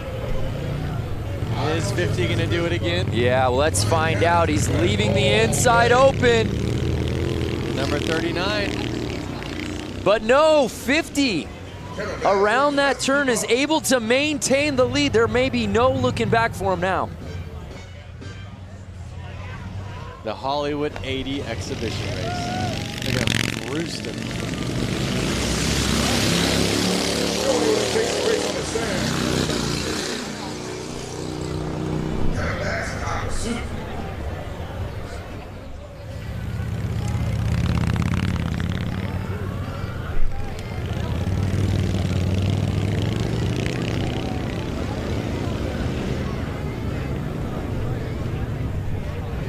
Again, they have no suspension. The suspension they do have, I guess, is that little teeny spring kind of bopping their seat up and down. And to no one's surprise, it's Cannon, ladies and gentlemen. So Brian Cannon just keeps winning these heats, whether it's a semi, a quarter, a final. Oh, and he does what he did in his first race win. Drops the bike after the checkered flag. Maybe it's a signature move. Love it. Steve, no fear 50. Yeah, that's the way he's been riding today. Lance, what's the oldest bike you've ever ridden on? The oldest bike I've ever ridden on. It's got to just be my 56 Panhead. I don't think I've ridden anything older than that. I've had older cars. 52 Oldsmobile. But when you really think about it, a vehicle from the 50s, I mean, that thing is almost 70 years old. Right. You know, I mean, it's just incredible. I definitely get mind blown. And obviously they don't like to wake up that easily either, if you notice this right now. I think she gave him all she could today. The fact that he's gotten through 3 races with this bike and has been the first one in the checkered flag in each of those 3 is impressive enough. And that bike is held up. He gets it started. And this one a victory lap for Brian Cannon. Like Michael Shepard said on Facebook, the first time he fell was practice. That one was for real. Another big round of applause for Brian Cannon. He dug it on out of the sand. Bring it back around for you right there. So Brian Cannon showing love to the fans out here in Milwaukee. Great day of riding for him.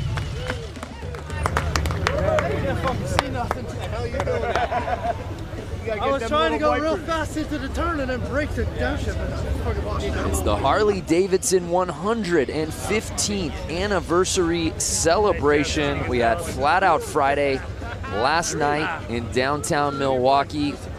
We had a hill climb at a small ski resort earlier today, and we wrap up the weekend contests out here at beautiful Bradford Beach.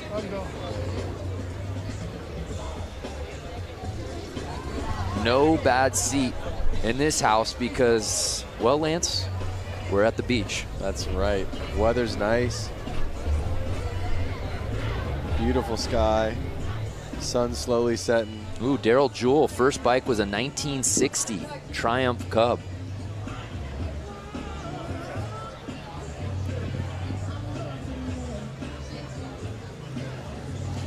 So the sun is setting on a gorgeous day out here on the water. Weather has been perfect. The conditions have been fantastic. Folks, I got crazy Uncle Harry up here. He's riding that rail car. Harry, come up here, wave to everybody out there in the field. This is crazy Uncle Harry. And we're still not done. Look at that sunset. Come on. Well, it's a 1932 Chevy truck chassis with a 51 Hudson Hornet engine. Which Instagram filter is that?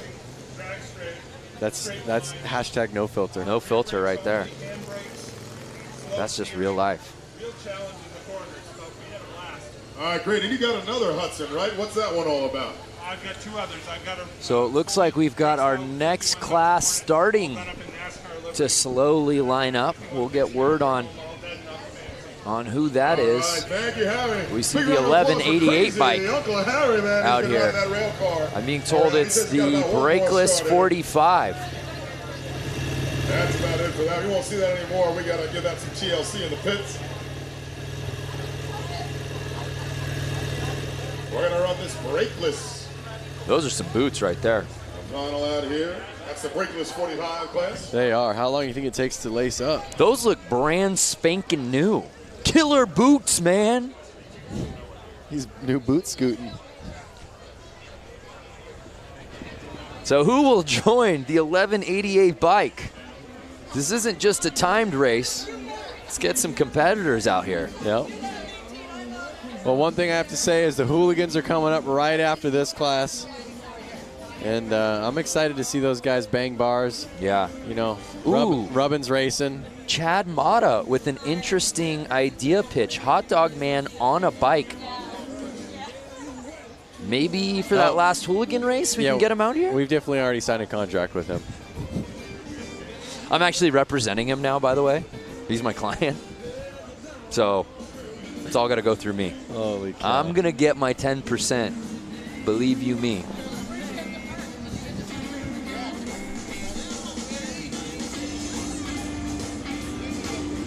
I know you come out here quite a bit for various things, being an ambassador as you have been for Harley-Davidson for a long time. If you could just talk about the power of this city. Obviously, Harley-Davidson really runs through the blood of Milwaukee, but man, it's really on display this weekend. It really is. I mean, you can see, you know, freeway overpasses where there's sculptures on them, and it's a guy riding a Harley. All through town, there's Harley-David memorabilia, whether it's inside bars, inside restaurants. Everything kind of goes back to Harley-Davidson. It's really something, and the reason why I'm such a fan of Harleys is it's such an American icon, and it's so cool that it hasn't moved cities. It's been here the whole time. They just stay true to the brand. And we have another competitor. I don't see a plate there. Hey, Germany represented. I told you they came from far and wide. I don't know that he rode from Germany, though. Well, maybe he like rode his bike onto a cruise ship, sat on it Sat the whole on the way bike here. the entire trip. Yep. Plausible. We're going to need Mythbusters on this one. That's what's been really neat, too. And on top of obviously seeing all the different bikes and where they're coming from, but seeing the Harley clubs, those riders, and seeing the different patches and the different vests, that's been really neat. Yep. There's everybody's favorite flag girl. Oh, wow. Kuwait. Look at that shirt. Come on. That is amazing. It's a very cool shirt.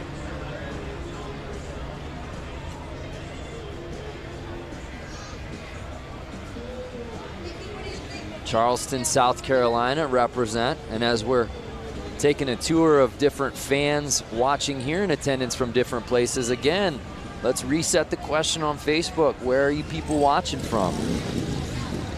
Hey, Sturgis, you were just there. I was just there at the 2018 78th, just like that Did guy's you shirt. get that frayed sleeveless shirt while you were there. I did not. That's your look, though. Or you only do that with the jean shorts. Yeah. You don't do that with the tops. The jorts. That's right. The jorts. Yeah. Coleman Warner, CCR playing in the background. That's right. Very astute. Well, let's head down to Diana Dahlgren. Diana, what's the vibe like down there right now? I am standing here with a hooligan, Benny Carlson, and you know what? We know him because, put your arms out. We got to show, there we go. We know him because this flair that he always has coming off of all of his jerseys. Very well known. We've seen you at X Games, avid flat track for hooligans. Talk about your experience. It's been good. You know, we started doing it on a road race bike, actually, and then we finally built a Sportster this year. So this is our first full season riding the Hooligan Series. So we've been doing quite a bit. Went to Sturgis. We had good results out there, and we're having a lot of fun out here. You know, last night I saw you get out there super quick on the indoor flat track when they had an oil spill. One of the guys' brake rods put oil all over the track. You were quick to get out there, give a helping hand. Is that the kind of camaraderie that happens in this community? Yeah, that's what's fun. You know, back when we were pro racing every weekend, it's kind of a cutthroat deal. So when you're talking with the hooligan guys, it's one big community, especially all the guys from Milwaukee. We got a slew of guys that are fast that are going to run up front here again in the main event. And we're out here together as a community, and that's what it's all about. Benny Carlson, please let everyone know the dealership that's supporting you. Yeah, I tell you what, you know, when the phone rings and Joe and Wayne help call from Suburban Motors Harley-Davidson up there in Thiensville, great dealership. They've been putting me on fast Harleys for a long time, so I can't say enough. Thanks. All righty, Benny Carlson, guys, we're going to go racing. Let's do this. All right, folks, we got this brakeless funnel out here. Brakeless. So, yep. Have Brakeless you ever 45s. Have you ever ridden a bike that was brakeless? I've never gone brakeless. Not with a motor on it. I've done a brakeless BMX bike. How about yourself, Lance Corey? I can't say I have. You know what? I've taken a bike off of a lift and not compressed the brakes after, and the brakes don't work for about 2 or 3 squeezes, and it's scary. Kind of a rookie move on my part. These kits are awesome, by the way. Look at these the sweaters. That green and gold is really clean, kind of Packers-esque out here. And it's 15 with the lead, Johnson. And Detroit, Randy Hayward. Johnson, I believe, took it away in the last one. Am I correct? That is correct, sir. Yep. Building a really nice lead as he's hugging the outside. Got it squirrely there for a second. This is the main that Warren was involved in. That's when right. He went up and over that berm.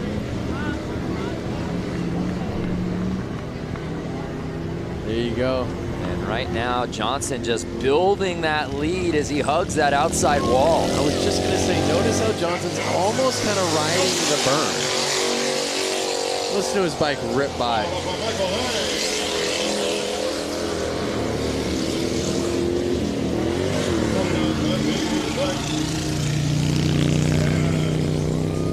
Detroit, Randy Hayward. Uh-oh, we got a bike stalled out in the corner. Well, I don't know if it was stalled out, but it was stuck. There he is. Yeah, 1188. What's going on with his bike? In the new boots. New boot scoop. Notice some of these guys like himself, they're not wearing glasses, goggles. I mean, you get one roost. Yeah, these are brave men. I mean, we're talking about sand here. Look at that, riding the berm. Yeah, Johnson just leaving no doubt about it. Whoa. Oh no! Just as I say that, he makes things interesting, but he's built such a lead, Lance. Don't speak too soon. Awesome shot on the straightaway there.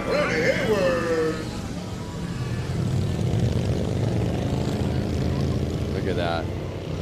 Wide open for the checkered. On the gas. Epic.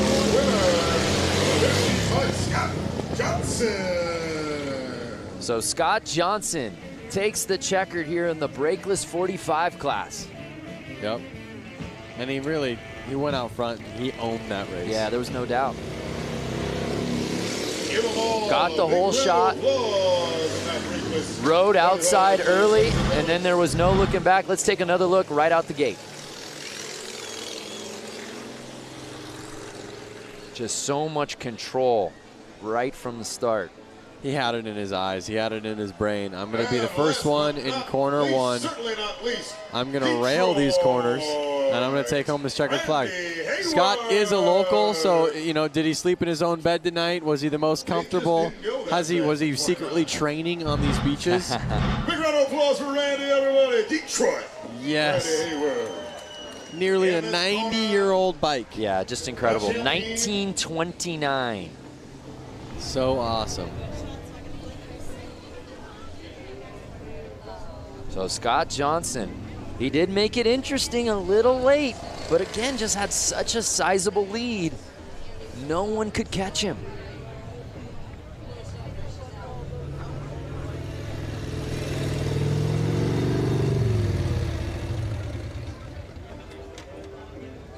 I mean, it's so cool to see everybody out there with Harley-Davidson shirts on.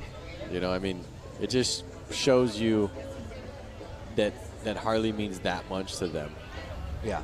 You know, it's like all of these people out there, they have any shirt that they can wear, any shirt they want to wear. They want to wear a Harley-Davidson shirt.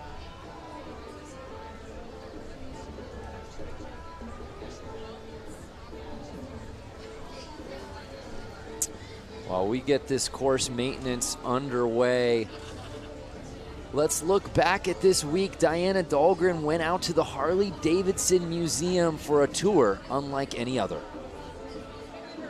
All right, ladies and gentlemen. Years ago, two friends, William and Arthur, came together to create Harley-Davidson. We are going to show you a little bit of the history, culture, and most importantly, the bikes here at the Harley-Davidson Museum.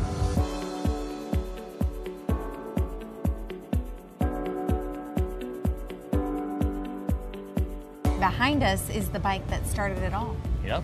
Which is gorgeous. The oldest Harley-Davidson in existence.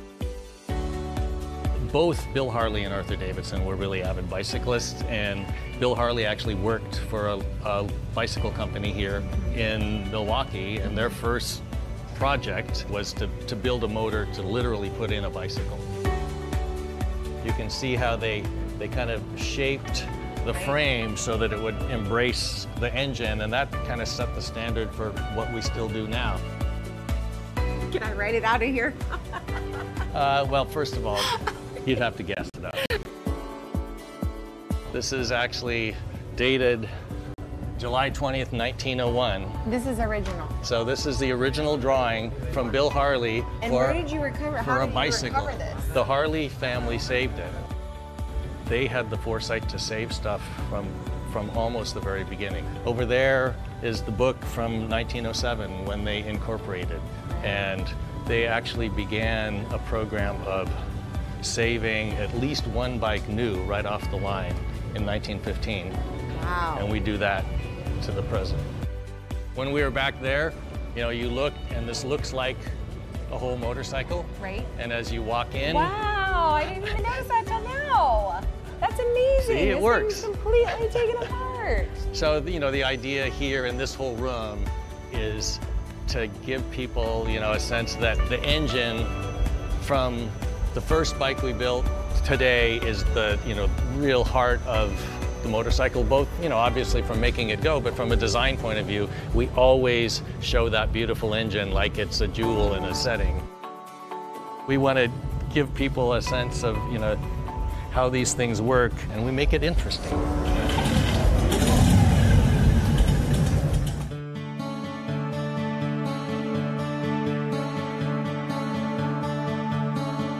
By 1920, we were the largest motorcycle company in the world and sold over 28,000. In those early decades, there were dozens, we think as many as 60 different American motorcycle companies. By the time we came out of the Depression, there were only 2 companies left. You know, the major turning point was World War II. Over the course of World War II, we made almost 90,000 military bikes. What kind of jobs in the military were Harleys actually assigned to? They were mostly, they called them dispatch riders. Okay. So they were taking messages from one place to another. Our story weaves in and out of the story of American history. This is the bike that this badass cyborg Arnold has to ride. Schwarzenegger. The real Captain America in the comic book, he rides a WLA. Right. The original didn't come with flamethrowers and stuff like rocket launchers. Like the Terminator, one thing that's great is it's kind of, you know, it's not just like a car, it's a character. So Jim, we've walked around. There's a lot of stuff in this museum. Yeah. When you think about motorcycling, it's not just the bike, it's the black leather jacket, all the uniforms, and then all the things that people do to add to their bikes. So we've got, you know, just an incredible array of things to help tell the story. What do you hope each person that sets foot through this door gets? If you come into this place and you're a Harley-Davidson enthusiast, we're gonna stoke that passion further. If you got dragged along by somebody and you don't think you're gonna like it, you're gonna leave thinking, you know, that was actually interesting and I've never really thought much about motorcycling, but that's an interesting subject. There's something for everyone here at the Harley-Davidson Museum, that's for sure. That's the goal. Such an incredible experience. We encourage anybody out here that hasn't gone to the museum, I don't know why you wouldn't. Go there now. If you're thinking about, hey, I'd like to go see it, maybe do it. Go. You will not be disappointed. Hey, we've still got a couple more races to go out here, Lance. Up next, the Hooligan Main. I know this is one that the fans out here at Bradford Beach very excited about. That is for sure. These bikes have a lot more power than the other bikes you've been seeing out there. They're a little bit easier to handle. They have proper hand clutch, foot brake, foot shifting. So they are going to get a little bit higher speeds, and you're going to see these guys go wild. Well, let's go down to Diana as we continue to see the course maintenance happening. Diana, what you got? Yeah, I'm standing here with Scott Johnson. He just took the win on that last race. Congratulations, not only taking the win there, but earlier this evening. I mean, you're just dominating tonight. Thanks, I'm having a really great night. It's a really amazing track. How is the course, being that this is the first time this has been done in over 100 years? It's awesome. I mean, you couldn't really ask for anything better. It's like riding motorcycles on the beach in an oval, flat track style. They've been doing a great job preparing the track. Everybody out here has been awesome. It's nothing couldn't be better. That's amazing. Okay, so we got to talk about your crew because they were all yelling at us as we were coming out here. Let's send them a little love. Yeah, I'd like to thank my best friend, Junior's Cycle Products, Warren Heyer. He's like one set up my bike and always works on it. And my buddy Kendall, he does great paint and he's a really good mechanic.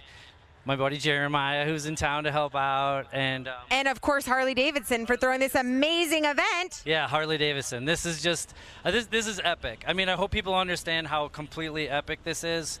This just is blowing my mind every time I come out here and look at it, and that's happened 20 times today. So. That's right, completely epic. Doesn't even describe how amazing this experience is to be on Bradford Beach. I mean, like I said, over 100 years since the last race was contended here. So guys, we're gonna get ready for the Hooligan as soon as they get done doing this track. Are you ready to race? Yeah, absolutely. Scott Johnson. All right. Scott Johnson, by the way, if I'm giving out an MVP award out here for the Beach Brawl, I think it's Scott Johnson. He's had himself a day. Yep, and look at it. He's just like calm and collective over there. Here's a crazy idea. What if instead of just, you know, softening out this course, what if the rollers there you see behind the water truck, what if those guys went head-to-head and raced this course? We had a couple people on Facebook asking for that. I have no idea what the top speed is. I feel like they're going as fast as they can go. Would it be dangerous if they accidentally went off the course? Yeah, absolutely it would be, but that's part of the appeal, I suppose. Okay. So that way there's never really a course when they go racing, let me know so I can get as far away from this as I can. No, you're calling it, my friend. So if you're just joining us, hopefully you stay with us because you're in for a treat. We've still got some huge races coming up. The Hooligan Main, the TROG exhibition right around the corner as we get this course ready. It's the Harley-Davidson 115th anniversary celebration. We had flat track racing indoors last night at Flat Out Friday. We had a hill climb out earlier this morning at Little Switzerland Ski Resort.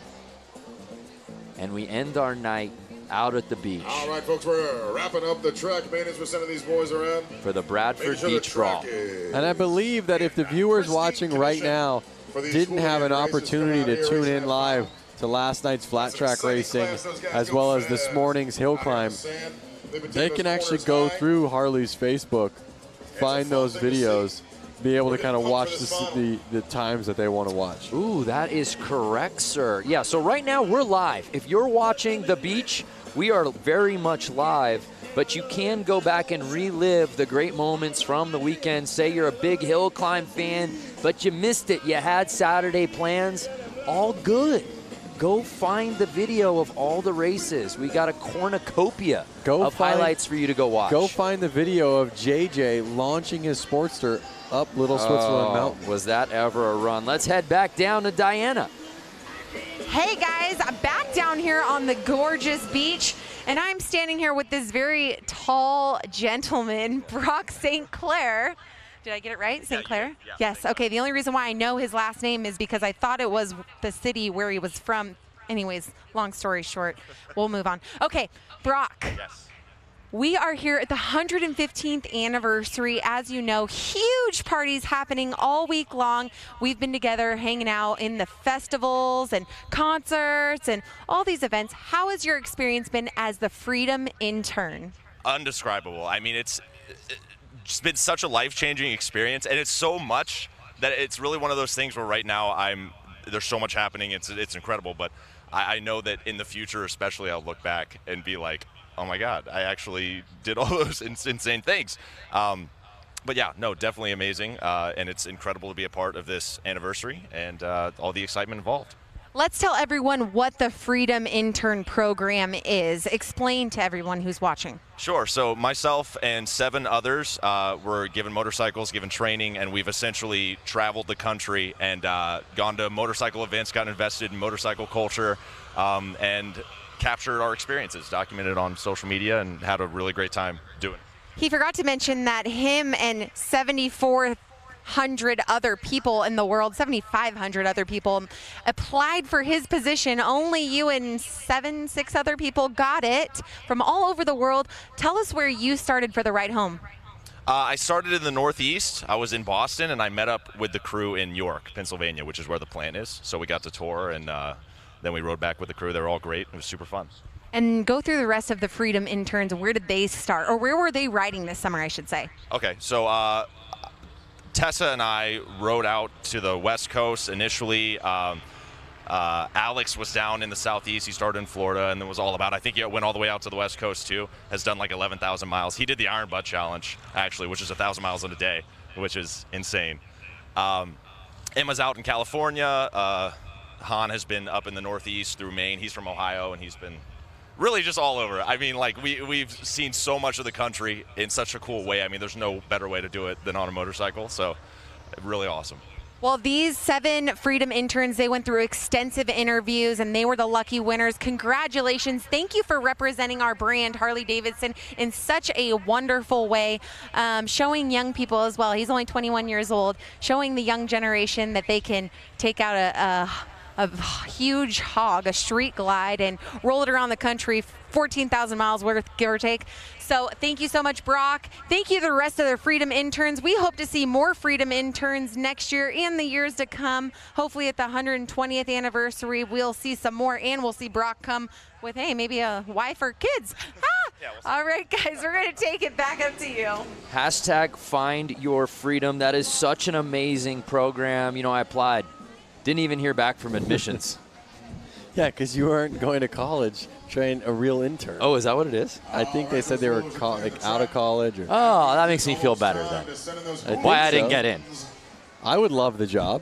Absolutely. Hashtag Find Your Freedom. Learn more about it online. Whether you ride bikes or are wanting to get into it, there's no better program, especially for young people. That's just absolutely amazing. Imagine getting into the culture, getting to document everything for social media. Are you kidding me? Be rad. Sign me A up. battle of van, machine versus sand. So the course looks good to me, Lance Corey. I feel like the show must go on. The show must go on. We have the flagger girl out there getting ready over at the starting line. You having fun? I see you out there. All right now. Look at those colors. Yeah, everything is just absolutely outstanding out here today. Weather's still so good. We've still got some sunlight to work with here. And as long as we got sun, we're racing. Yep. If your friends are calling you up, wondering what you're doing right now, they want you to come help them move a couch. They want you to come help them do some yard work, spread some mulch out. You tell them, I can't do it, bro. All right, so it's I'm at the Bradford Beach time for that Brawl. hooligan That's right. main. Curious for those fans watching at home, do you have a favorite hooligan? Do you belong to a hooligan club yourself? Be sure to tag Harley-Davidson, tag all that stuff, tag the Racing Gentlemen, hashtag Bradford Beach Brawl. Do it up, let everybody know where you're at. Make all your friends Lance, jealous. I know you being an LA-based guy, you're very close to so many of these Southern California hooligans that we've seen out here this weekend. I'm not sure if any of them really made it into the out into this one, yeah. Into the main. A lot of guys are coming out of the woodworks. A lot of good riders who, you know, are 9-to-5ers. They're out there. Yeah, they are out there. They're actually coming on the track right now. The hooligan main event is going to happen. We are seconds away. They're passing me. I'm inches away from these guys. So talented, and a lot of these guys have competed in multiple events this weekend, guys. Talk about a few of these riders and all their talent, the talent field they carry. Diana, you've gotten a chance to hang with a lot of these guys you've interviewed, half if not most of them throughout the 2 days of action out here. They all just have such fantastic stories on how they got here. It's easy for fans to get behind and root for guys like this hooligan class, right? Yeah, that's right. And you know what? There are a handful of hooligans that didn't qualify into this event. I bet they're so bummed about it. But you know what? Like we saw, racing is racing. JJ Flaherty going down in the shaded area, you know, with one hand off the wheel bars. Anything can happen in racing. And that's the coolest part about it, is it always a surprise. It is always a surprise. So there you see the format for tonight's main. Big names here in this hooligan main. Of course, Danny Holbus, Benny Carlson, Joshua Young, and Hansen, and we're off!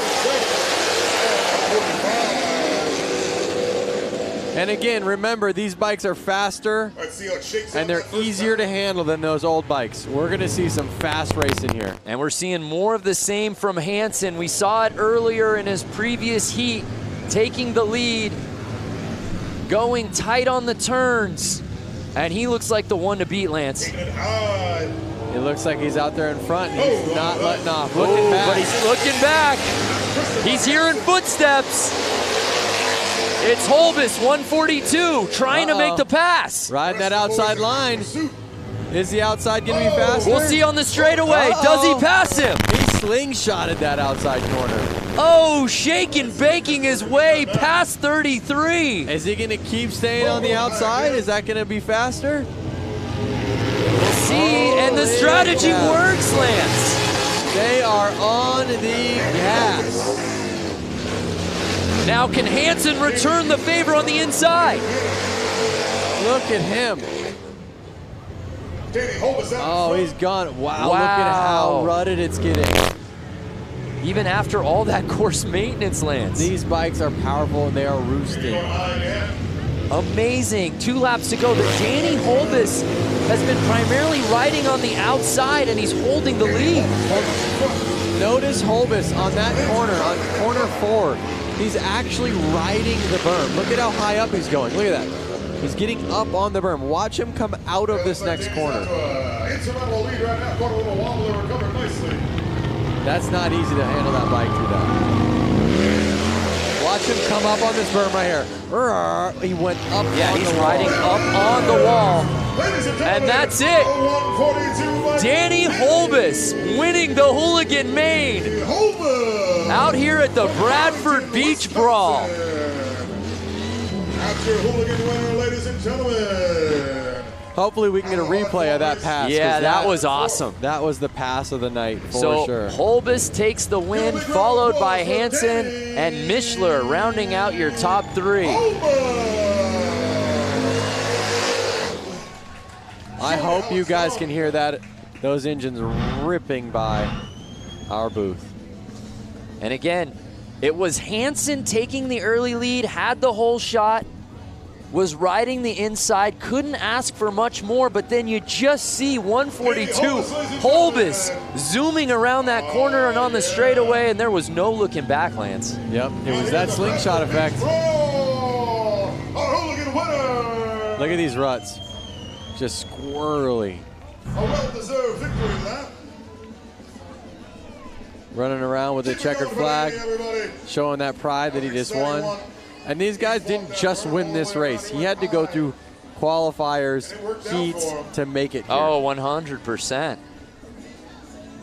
It wasn't just, oh, one race and you won. No, it was proof in the pudding that it took all day to get this checkered flag. All day, that's an understatement. We saw him out at the hill climb earlier today. He's had a full weekend, right? Just like we've had, just like you viewers have had. And it's been awesome. So Danny Holbus taking the checkered flag here in the Hooligan Main, doing it in dramatic fashion. That's it right there, folks.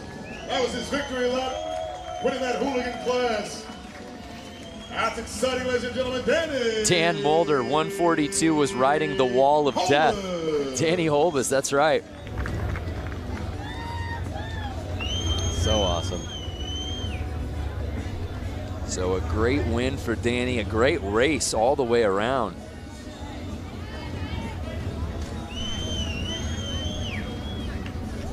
Sometimes you want to just sit here in silence, just staring at it like in awe. Should we just not talk for the rest of the show?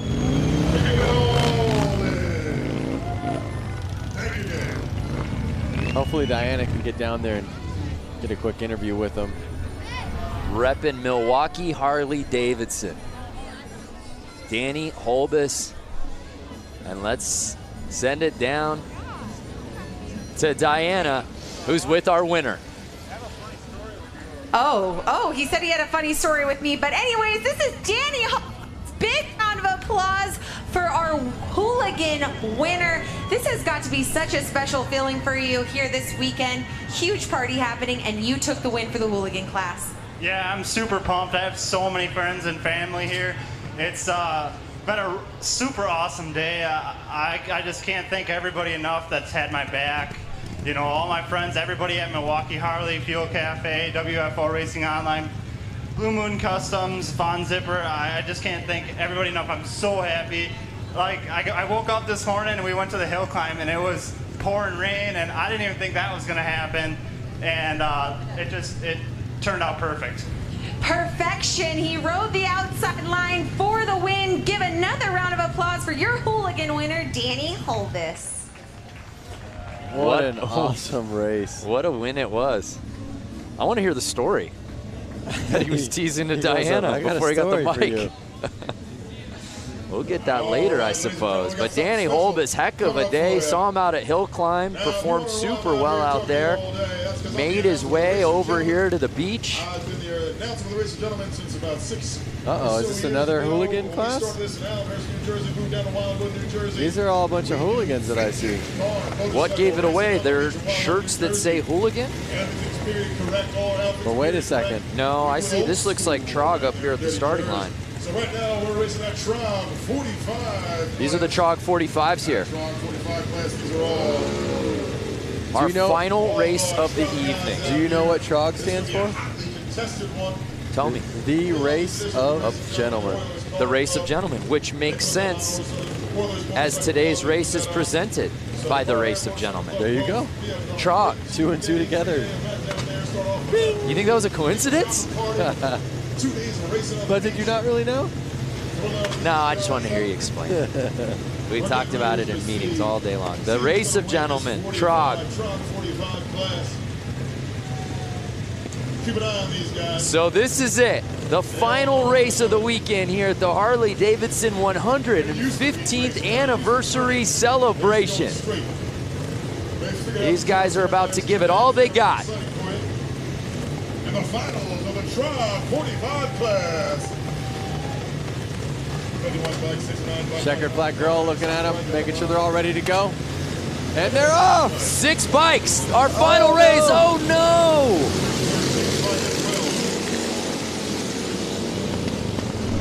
And it's 69 taking the lead early. He's to the outside, leaving the door open.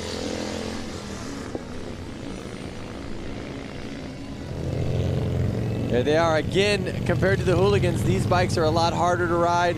Yeah. No hand controls, and not as good of suspension. A little bit slower engines. So these guys are wrestling. I'm hearing all the cons. How about the pros, Lance? The pros is the fact that they're riding bikes that are 50, 60, 70 years old, and they're keeping the dream alive. You know. So it's the bike 69 with a sizable lead. Something is really going to have to go south for him to lose this thing. Oh, Detroit, right here. Pushing that 29 Harley-Davidson to the max. So we're in the midst of the race of gentlemen. The 69 gives a look back. It's our final race of the evening.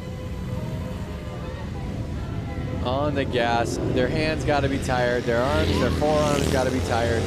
One more flag. Final lap of the weekend.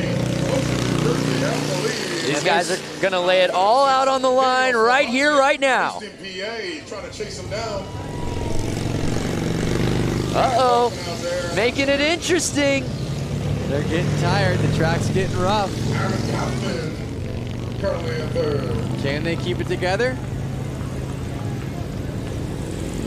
And Detroit, Randy Hayward. He's cruising now, Lance. Yeah, he's exhausted. You can tell these guys are beat. And there it is, the checkered flag of the night. 2018 races are in the books. 69 putting it down on the final race of the night, and the race of gentlemen officially in the books here at the Bradford Beach Brawl.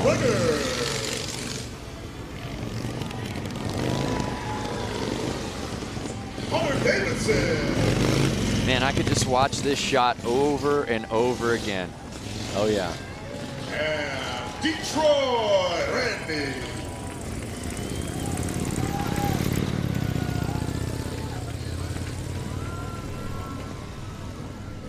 Look at that city. City of Harley-Davidson.